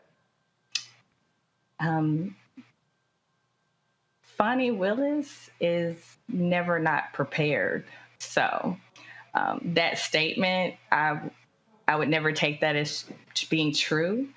DA Willis is always prepared. She stays ready. She does not have to get ready because she stays ready. So. But on that particular point there, again, people don't understand how these things work. They spend a lot of time preparing and leading up to these indictments. And so folks were very surprised when Chesborough and Powell, how they immediately said they want a speedy trial. And they went, okay, let's go. And now we see the result of that. Both of them, lawyers, pled guilty. And so it says a lot that out of the three of the first four guilty pleas, three of them are lawyers. And in this case, she has to testify against other defendants, including Donald Trump. Yes. What do you make of so explain to people from a prosecutor standpoint why that's so significant? That's significant because she has so much information that will aid. She is an integral piece of the puzzle in this whole thing. So her plea in particular was very significant based on her role in all of this, how closely she was with all of the players. So when you have a situation like this where she takes a plea, now people are going to start to take this more seriously, because now we know from everything that she said, you rolled some of the clips, the history of it and everything she said to continue to, how do I say, to continue to perpetuate that the integrity of the election was her number one priority when she knew that what she was saying was false. Oh, and then what gets me is, if I knew what I knew now, I would have checked. How the hell do you sit up there and participate in the hearings before the state legislature, go before the cameras, and you're making filings, and you didn't double check and verify, like, oh, I'm sorry, whatever Rudy told me, I believe. That's an abomination as an attorney. Yes, I believe that that was a pretty interesting statement in the apology to the state of Georgia, for her to characterize it as a lack of due diligence. As an attorney, as a former prosecutor, nonetheless, one of our biggest jobs is to seek justice and to seek the truth. So for her to say that she didn't properly vet that information, that's pretty surprising for somebody on her level. I mean, she's representing arguably the most powerful person in the United States. So yeah, that was very interesting of a characterization. Yeah, and so, I mean, I'm just sort of sitting here, just sort of laughing at it, and I'm not moved at all by these tears. I mean, because she was talking big and bad, on social media, everywhere else, and now you want to see him play games. I have no mercy on any of these people. Some people have been saying this here, that they believe that the folks who pled guilty, they're getting off too lightly. Again, speaking as somebody who served as a prosecutor, is this all about finding Willis, again, getting them to plead guilty, to testify, knowing the big fish she's going after is Giuliani and Trump? I can't say for sure what exactly DA Willis, her ultimate plan is, but I just can't say that for sure. But this sends a message that this kind of behavior will not be tolerated in the state of Georgia. So I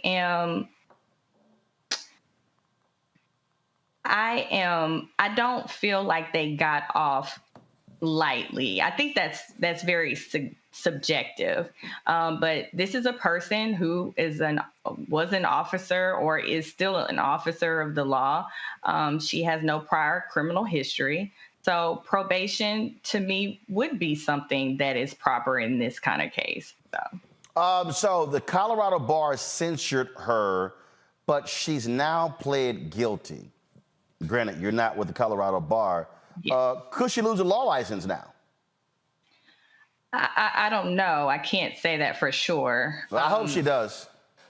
Okay. Look. That's because here's the whole deal. I mean, that is the one thing. Look, lawyers are expected to have a higher level of responsibility.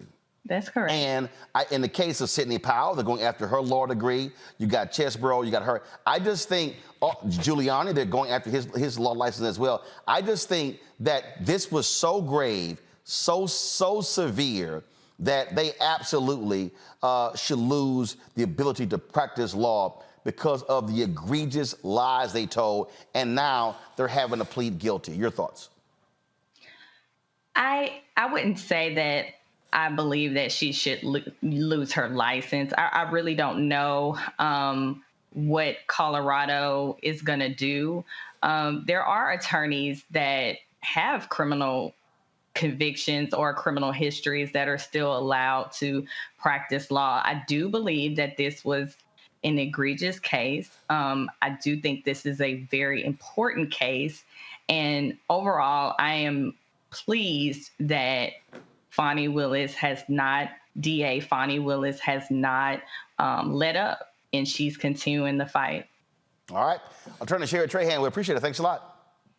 Thank you so much for having me on your show, Roland. I really appreciate it. All right. Thanks a bunch. Look, Joy, I'm sorry. Homegirl got to go. I'm not believing the tears for 1 second. What Donald Trump has done to this political system, what Giuliani, Powell, Jenna Ellis, all these people, or with the seeds of discontent they have sown, these people are shameful, despicable, and they should lose everything. Everything. If you missed it, these were Jenna Ellis's tears. I was drinking them this evening. Not only should she lose, her law license or at least have it suspended for some time, obviously she doesn't understand her responsibilities as an attorney. I mean, and the fact of the matter is we keep, teasing like she's some young idiot. She's a 38-year-old woman who graduated law school in 2011. So I don't know what lawyers with more experience she was relying on. For me, that really stuck in my craw. I just cannot believe. And it's almost playing on this, white girl, she's young. BS. This was someone who knowingly lied repeatedly and through social media, just based on what you just showed, up through September, vowing that she was going to go down with this ship. No, I'm sorry. Sorry, Jenna. Oh, absolutely. Larry, I ain't feeling none of it. I don't care. I have no compassion for none of these people. Larry? None whatsoever. Listen, Joy talked about it. She went to the playbook. She knows the playbook always works in America when she starts shedding tears and, she's reading a statement. She's sorry. And, she talked about being a Christian. But, last time I checked, when the 10 Commandments, there's certain commandments about being honest, right? So she didn't lead it with integrity as an attorney or as a U.S. citizen. She knew exactly what she was doing when she got on, like you highlighted, social media. She was constantly on the news telling people they didn't know what you were talking about, that clip you played. So now she messed around and found out. And as Roland, as you talk about all the time, these folks who try to stay loyal to Donald Trump, he doesn't care. He's a narcissist. So you're on your own, and these people are finding out. Some of them are going to lose their law licenses, and they won't be able to practice. And it's exactly what they deserve. When you turn your back on democracy, this is exactly what happens. And I look forward to more of these tearful, fake statements, people read over the next couple of months. And here's the deal, Mustafa. Look, that's 4 plea deals.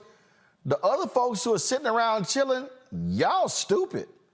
Mm-hmm. Again, I'm like, here are all the people who got indicted. For the rest of these folks, especially them 2 black people, don't be the last Negro standing. I'm trying not to laugh. It's interesting. DA Fani Willis got these folks in a chokehold because she's been playing 3-dimensional chess, and these folks keep playing checkers, thinking they're going to be able to outmove her. And she knows what they're going to do. If they're going to go left or right, she's already there, and she has them, in check, if you will. you're right. These folks need to go ahead and take their plea deals, because what you're finding is that the reason folks are doing this because, one, they don't want to get these felonies on their record. Then they would lose their law license. So that's the game that's going on for those folks who actually are coming from the legal side of the equation. The reality is that, you know, the writing is on the wall for Donald Trump. It is just a matter of time, because you have a number of people who were closely aligned with him who have now lined up, and they are going to have to tell the truth, because if they don't tell the truth, there will be repercussions based upon the deals that they currently have. So everybody stay tuned, get your popcorn and your lemonade, because it's going to get real interesting as you watch all these dominoes fall. Snatch every damn thing. Everything. I want Rudy to lose all his money. Lose his money, lose his law license. I'm hoping Trump get convicted in New York. The trial going on there. I hope he get convicted with the sister with the judge going to hit him in March. Hope he's behind, gets convicted there in Georgia. I'm looking for convictions left and right, because what these people did to this country was shameful and despicable, and they all need to pay, and pay severely. Y'all want to be law and order? Well, guess what? That law and order about to bite you in your ass. And I'm here for all of it. And so that's right. So Jenna and the rest of y'all, I'm looking for more tears. Because, see, I played Smokey Robinson the tracks of my tears. You're lucky I didn't play Scarface's No Tears. I'll be back on Roland Martin Unfiltered.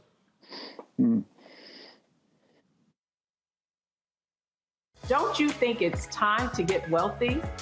I'm Deborah Owens, America's Wealth Coach, and my new show on the Black Star Network focuses on the things your financial advisor or bank isn't telling you. So watch Get Wealthy on the Black Star Network.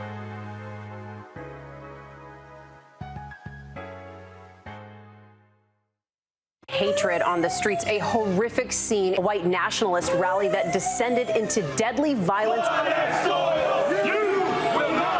White people are losing their damn minds.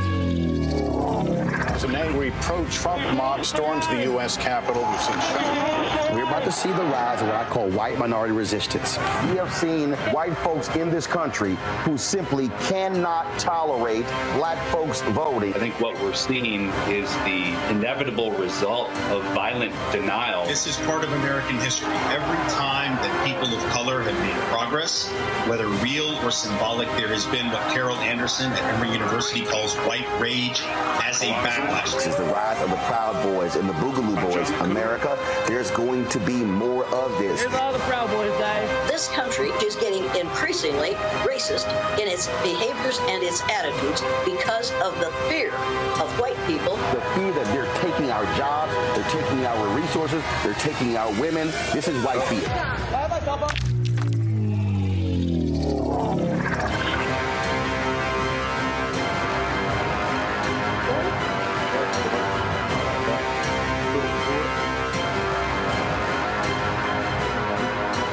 Hi, I'm Dr. Jackie Hood Martin, and I have a question for you. Ever feel as if your life is teetering and the weight and pressure of the world is consistently on your shoulders? Well, let me tell you, living a balanced life isn't easy. Join me each Tuesday on Black Star Network for A Balanced Life with Dr. Jackie. We'll laugh together, cry together, pull ourselves together, and cheer each other on. So join me for new shows each Tuesday on Black Star Network, A Balanced Life with Dr. Jackie.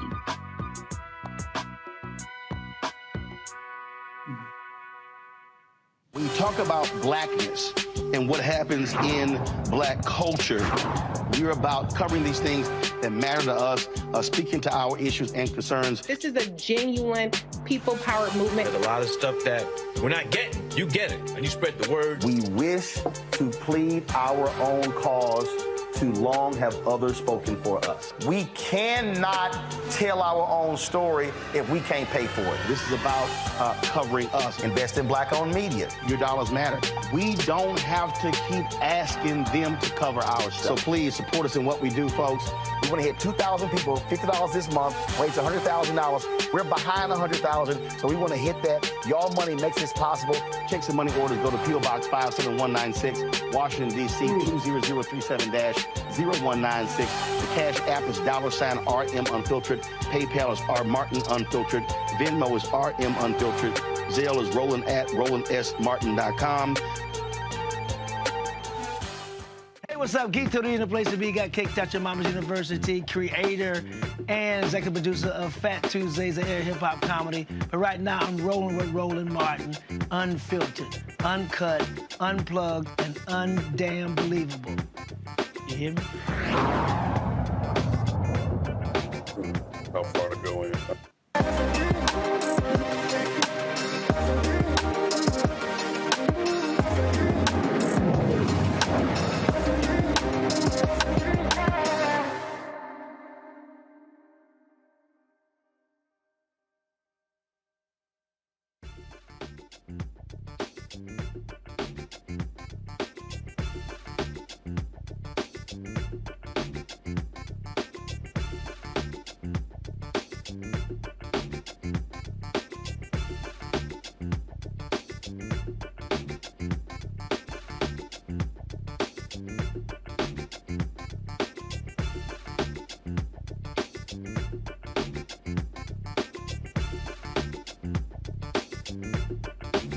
All right, folks, golf is becoming an increasingly popular sport for African Americans. Many people credit Tiger Woods for that. He's emerged on the PGA Tour. But the reality is African Americans have been playing golf for a long, long time. In fact, the creator of the actual golf tee is an African American. And so I always got a kick when I travel. People like, hey, did you start playing because of Tiger? No, I didn't. I started playing golf my freshman year at Texas A&M. Took golf all 4 years of my PE while I was there. My brother took golf the year before when he was at Texas A&M. And so this is the 36th year that I have been playing golf. And so it's increasingly popular for so many folks. And a Black-owned company out of Atlanta, they have been very much trying to advance this issue among African Americans. Eastside Golf aims to promote golf among young people by advancing the sport's multiculturalism and equality. Since 2021, Eastside Golf and the Jordan brand have produced limited edition versions of various Air Jordan golf shoes. Here to talk about them is Lajuan Ajanaku, the founder, as well as Earl Cooper, co-founder of Eastside Golf. Gents, what's happening? What's going on? What's going on? How are you? All good, all Roland. All good. Good to see you. Seeing y'all at various golf tournaments all around. And so how did this conversation begin? Because obviously when you start talking about golf, I mean, look, you've got a lot of major golf companies out there, but you really didn't have a group that said, you know what, we want to specifically really hit the cultural aspect, reach African Americans, and do it in the way we do it, which is a different sort of style. Because golf is very staid, very uptight, ain't much flavor. It used to be pretty much old white dudes at the country club. That's not how it is now for us. Yeah. Well, first off, definitely thank you for having us. And I started off the company because I wanted to turn pro in golf and couldn't find any sponsors. So why not take the entrepreneur route to sponsor myself? And that is where Eastside Golf was birthed. So, but even moving into, golf looking different. I mean, when it comes to culture, people, just diverse people, mainly Black people, but all diverse people, we're not going to get into something that doesn't look good. You know what I'm saying? And over the years, since we've been, honestly, little kids, it's been always a struggle to get our families to play golf, get our friends to play golf. But only time that we're going to get into a sport is if it looks good. So why not basically, change up the way the golf apparel looks? I mean, we got varsity jackets, we got hoodies, we got Polos, of course, are things that belong on the course as well, but that can be worn off the course. But that's the way that we reach the community. That's the way that we create, reach diversity, and mainly Black folks. I mean, Black folks is not about to wear something that does not look good and just, like you said, a little bit uptight. The culture of golf and it being so traditional. I mean, it's something that, we just, as people, have never been into and even really accept as being our own, because it never looked like anything that we would be into or that we would even fathom that we would enjoy the sport just from the look of it. So. And look, I mean, so we talk about, again, the game. We talk about how it's expanded. You've got so many women who are playing the golf. In fact, you talked about, looking for a sponsor. This is my girl there, Amber Kirkendall. That was this year at the original T Golf Classic. My man, Wendell Haskins, is putting that on for a number of years. And it was interesting to me, again, how the game has grown. A lot of people just thought that it was going to be explosion of Black men, but a lot more sisters on the professional level. So this is not just brothers, sisters and brothers are really getting into the game. Yeah, that's exactly correct. I mean, you could see it there, but you have so many women that are getting into the game as well. That's also why we have our women's line coming in April, because we saw that. I mean, it was something that just was an idea. Then this idea developed into becoming a brand. And then we immediately saw the need very early on, but wanted to be able to find the right time. So we're super excited about, this April launching our women's line and getting our sisters, getting our mothers, our aunts, and, everyone else to, piggyback on what O said. Too often, they've been sitting on the sidelines. We've been sitting on the fringe, and now it's time to bring everybody to the game to, just explore it. I got a chance to play. Of course, I play at all kinds of tournaments. This is my man, Seth the Entertainer. His golf course was in Cabo this year. And we talk about Black interest in the game. I mean, like I say, you've got, whether it's him or Anthony Anderson, Steve Harvey, Don Cheadle, Jesse T. Usher is now trying to get in the game. I'm always texting him, comedian Gary Johnson. And the thing that people always ask me all the time, they're like, man, I don't understand golf. I said, first of all, let's just be real clear. It's too many brothers walking around 35 who've been out here trying to hoop, blowing out Achilles and blowing out ACLs. And I'm like, listen, if the pros stop playing at 35, your ass need to hang them sneakers up. Stop tripping. And people also make this assumption where they say, oh, I heard business was done on the golf course. And I remind them, no, it's not business that was done. It's actually relationships that you establish, because you're literally spending 4, 5, 6, 8, 10, 12 hours with somebody.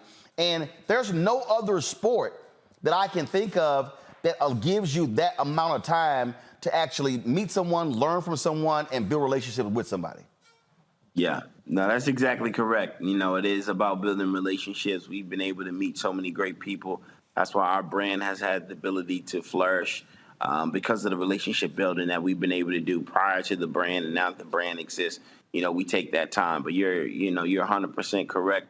There is a lot of, again, as they say, business that goes down, but that's because of the foundation of the relationships that are being built. And, you like to do business with people that you like. And there's often, if you try to get on the schedule of, a CEO and say, hey, can I get 4 hours of your time? They may look at you crazy. But if you say, hey, let's go play golf, they find that time.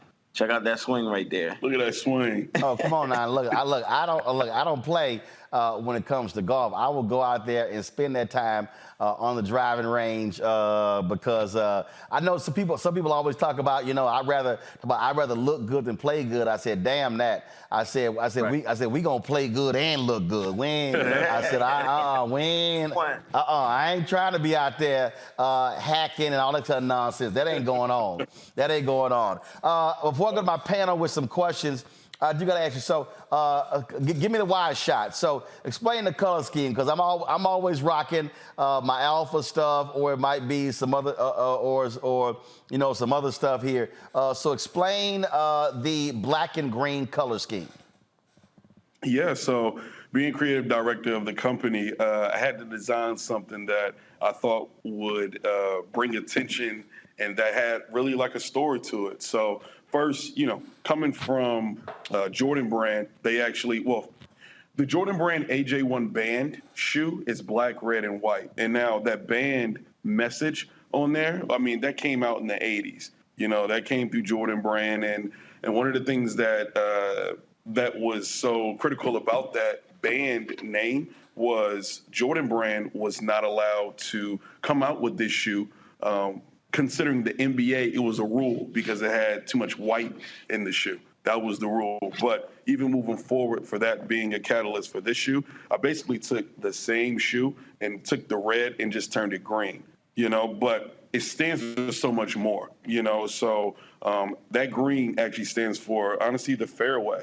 The green stands for go. The green stands for change. I mean, at the end of the day, the name of the collection is Change, period, 1961. Because, of course, in 1961, the Caucasian-only clause was lifted from the PGA and PGA. And again, what people don't understand is the PGA Tour was the only professional sports league that literally had a rule, whites only. It was called Caucasians only. Now, other folks practiced it, but this was written. Right. Written and not, and lifted to go not too long ago. You know what I mean? 61 is not that long ago. We have, grandparents and some, depending on the age, even your parents may have been affected by that. And people often wonder why we have a lack of representation. Well, we just were allowed to be a part of these, industry. And so we didn't have the opportunity to look up the folks that look like us in the sport. And so it was very important for us, again, to pay homage of those, as you started the segment, that these are the folks that, crawled so, Tiger Woods could walk, and now, we can run. Yeah, and also, in honor of those who paved the way, that's a line that I put on the box, as you can see. I mean, talking about Ted Rhodes, Charlie Sifford, Bill Spiller, these are people that came before us and didn't have an equal opportunity to do what we're doing right now. And that's why we're going so hard for them. We want to show where we could have been, just so, at the end of the day, really challenge the status quo. Because if we do challenge the status quo and honestly tell that story that was, then moving forward, we know where we can go, or we know where we need to go, and give that honest opportunity and give those, certain cues to where it's just like, dang, this is where we were. So let's be intentional moving forward. And that's what we tell to our partners like Nike, Mercedes, and even the PGA. So. All right, questions from the panel. Larry, you're first. Yeah, so congratulations on all the success. And my question is, what has been the biggest surprise since you started the company? I think for me, the biggest surprise has been, I think when MJ initially realized, he was the first person to get or acknowledge the fact that what we were doing was very difficult. And so he saw it, right? So I think that was like a big surprise to be like, man, you take someone like Michael Jordan, who's this big figure, and he's like, nah, I know exactly what you guys are trying to do, and I want to help and support it. Mm-hmm. Cool. Joy. Hi, guys. First of all, as soon as you get a women's line, every AKA, every link, we're going to buy all of your products. Okay, so a couple of things. Thank you in advance.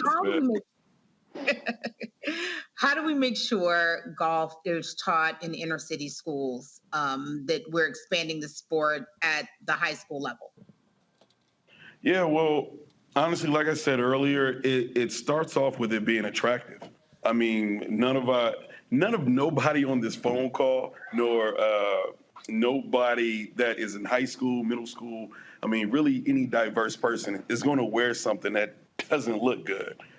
So first we have to get people that, have style, something to be stylish in, and then once we do that, we cross that threshold of, looking good, then you can get out there on the golf course and actually take advantage of what this game has to offer. As far as being young When I was in high school, you know, my dad wasn't in my life as much as I would want. But it's crazy. I went out to the golf course, and now I'm around accountants, doctors, lawyers, entrepreneurs. These are the people that I was learning from, you know, and these are the people that had the biggest influence on me. So, you know, getting to a point to where it looks really, really good, to where all of a sudden off the golf course they're talking about, you know, golf at the barbershop, they're talking about golf at the salon, they're talking about golf any and everywhere other than the golf course. Once that happens, then we can get so many more people out there and they can truly take advantage of this game. Well, one of the things that we're also seeing is that the reality is we're seeing a much more focus. Look, I mean, golf has been prohibitively expensive. And so you're seeing individuals who understand that in the golf community is understanding you cannot grow the game if you're only appealing to rich white folks. That's just a fact. And so you see the efforts, but then you're seeing people like Stephen Curry, you know, put the resources to restart the golf team at Howard University. This tour that he just started. Also, what Cameron Champ and his dad Jeff Champ are doing with the MAC Invitational, where they are creating opportunities for these young golfers who don't get recognized, who aren't being ranked on the junior level. By creating the MAC Invitational. I participated in the first one that was in Houston, and they've had it now the last 2 or 3 years. That was also important. In fact, Jeff is working on an initiative in Ghana. And so what people have to understand, again, and people make this assumption, I get it all the time, man, you got to hit the little white ball, that's for white folks. I'm like, fool, black folks have been playing golf since the inception of golf. This ain't new to us. But the reality is we were frozen out of many places because of cost, and now we're seeing how that's decreasing. And they're seeing, to your point, style is one thing, but when you also see folk who look like you playing, it changes your view. Mustafa. Yeah, well, brothers, all I can say is that the drip is fire. I really appreciate it. You know, because remember when Calvin Pete was around, so that's the first introduction I had to golf. And, you know, he was considered one of the most stylish, but also one of the most accurate at the game. So my question to you is, with all you've been able to accomplish over the last couple of years, you know, if we have this conversation 5 years ago, what does your company look like? What have you been able to accomplish to actually help move the needle? Yeah, I mean, I think it starts with the ability to support HBCU golf. Specifically, we went to Morehouse College, and so we're proud to say that we have already, you know, given back over $100,000 to our alma mater. We're looking to do more things. Actually, this Saturday at homecoming, we're donating that $50,000, which will total up to $100,000 in the last 30 days. We also have a Sprinter van coming, and so many other things that we're looking to do to support our alma mater. But then we also have a community day program that we've done where we go inside of communities that have PGA Tour events, and we're like, look, this is an event in a space that you can go have fun in. Let's bring the information to you.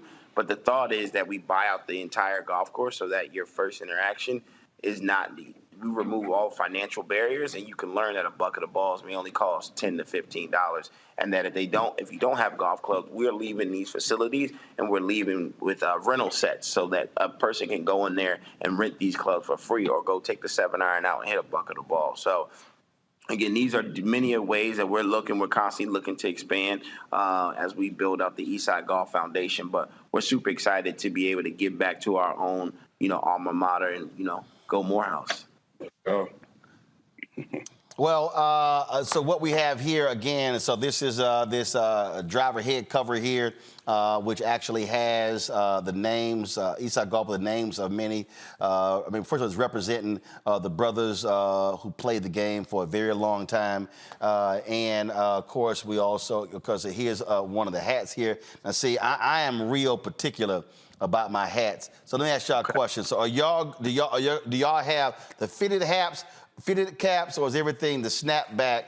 Because I hate snapbacks. So do y'all have the fitted? Because I'm so particular about my hats. I like, in terms of they got to come down, they got to come down low enough. Right. You got to hit the ear. Huh? Yeah. I'm not, you know, like I know some of the hats where they sort of like sit way the hell. I'm like, I can't do those. Yeah. Those drive me crazy. And then we got over here. Hold on. So this is a really heavy-duty hoodie here. And so, like it's a really thick hoodie. So you've got the hoodie here, and then on the back, 1961, in honor of those who paved the way. And so, no, give it too tight. Give me the wide shot. Give me the wide shot. And so this is what the hoodie looks like. And then on the front of the hoodie, it says change. And so pretty cool. And then these are the 1961 golf shoes right here with the Air Jordan logo. So right here as well. And so I won't wear these. So these will go. In fact, so no, I won't. Because understand, Steve, give me a shot across the way. So yeah, as you see here, I've got several shoes on my, switch that camera. So you see here, I got several shoes over here. So I got these Air Force Ones that got from the YouTube Black Conference. And they got Roland Martin Unfiltered on here. And so I've got these Nike Special Edition Black History shoes that were given to me by my man in Chicago. These are the Kaepernick shoes here. And these are some Pumas. The New Georgia Project, they actually had some protest to the polls shoes that they gave me here. So these 1961s, I think they'll fit perfectly right above here. So we'll just go ahead and put these. Appreciate you. So we'll just sit them there for the meantime. So we'll do that. Gotta make some room. All right. Now look, man, we know that's an accomplishment because getting on Roland Martin's shelf, that ain't easy. So we appreciate you, Roland. Yes, sir. All right, so they'll sit there. All right, so where can people get information on goods? Do we have a promo code, Carol? What we got? Okay, all right, so normally when we have for our segment, they'll create a promo code for folks who are watching to go product, but just tell people where they can actually go get some of the gear. Yes, sir. So on Facebook, definitely Eastside Golf. We have a page on Twitter and Instagram at Eastside Golf. We have a website, eastsidegolf.com, and also we do have an app. Just look it up. It's Eastside. It's definitely trending, one of the top downloads in the world right now. And currently, right now, we also got a homecoming collection on our website, so go check it out. We're only doing it for this week, a special homecoming collection with a little discount for everyone that comes out and support. And lastly, we do have a docuseries on Hulu, 6-part docuseries. Just go on Hulu, look up golf. Eastside Golf will pop up, and you can binge watch that this weekend. It takes about a couple hours. All right, cool. And again, just so you know, I don't play. I literally have this putting green in the studio, and I have the same putting green at home. So yeah. I don't play. So it's like when you got to sit here and work on your stroke. I got you. Don't miss it now. Yeah, don't miss. Yeah, I need to watch. Made it. Don't hate. We definitely got to get out there, Roland. We definitely got to get out there. My putt game ain't no joke. So what's that handicap? 5.4. Okay. Yeah, See when they go, okay, like, oh damn, okay, he not joking. All right. So we'll definitely do that when I come back through Atlanta. Y'all in DC, let a brother know. All right. Sir. Thank you, Roland. Appreciate the time. All right. Appreciate you. Thanks a bunch. Folks, that is it for us. Let me thank Joy, Larry, Mustafa for being on today's show. Certainly appreciate it. Y'all know, so y'all see, so we do. So you hear us talking about on this show, talking about voting issues, talking about other stuff here. But the reason we created Marketplace is to be able to let people know about all the great things that are happening Black business, because we cannot build our community if we're not focused on economics. And so if folk are not aware, then we don't know. Tomorrow, don't we have my man tomorrow for Operation Breadbasket? Martin Depp? When is he? All right, so I thought we were going to have Martin Depp. So I'm always talking about the economic piece because, again, folks, we cannot sufficiently build our community if we're sitting here hoping somebody else comes along. We spend $1.5 trillion a year. And there's a whole bunch of us who are spending our money with companies that don't return any of that money back to us. And so if you're supporting Eastside Golf, you're supporting a black-owned company. And that's why we create this segment here. We've had a lot of different black-owned products. And in fact, I was sitting here thinking, I was like, dang, I need to create a whole shelf in here. Maybe I'll use that shelf over there. A whole shelf of a lot of the products that we've actually had on here that are actually from black-owned companies. And so that's why it's important. That's why we do this. And so but that's also why your support is important for us in this show right here. Because let me say it right here, and I'm being very clear. There is no other black-owned media company that's doing what we're doing right now. You do not see a daily news show. We've got two. Daily news show on TV One. You don't see it on BET. The Griot, they've got 2 one-hour shows, but we do 5 hours of original content per day. Ebony is not doing this here. Essence is not doing this here. Blavely is not doing this. Rolling Out is not doing this. I can go on and on and on. All of these black media companies, they're not doing what we're doing. They're not giving, and I want y'all to understand this as well. Literally, the amount of content, if you look at the interviews that we do, the original interviews that we do more black content, original news content every day than any other black media source in the country. That's why it's important for us to have this show. That's why your support matters. That's why I'm fighting against companies like PepsiCo who are not spending sufficient dollars with us to support black-owned media. That's why we have great partnership. We've done a deal with McDonald's. That's why we're sitting here. Last year we did with General Motors. General Motors hasn't spent any money with us this year and no plans for next year. So it's kind of like, okay, GM, what are y'all doing? What are y'all doing? I can go down the line. And so your support is critically important because if you don't support us in what we're doing, guess what? It ain't happening. So send your chicken money order, P.O. Box 57196, Washington, D.C. 20037-0196. Cash App, $RM Unfiltered. PayPal, R Martin Unfiltered. Venmo is RM Unfiltered. Zelle, Roland at RolandSMartin.com. Roland at RolandMartinUnfiltered.com. And be sure to get a copy of my book, White Fear, The Browning of America is Making White Folks Lose Their Minds. All right, folks, I'll see y'all tomorrow. Holla!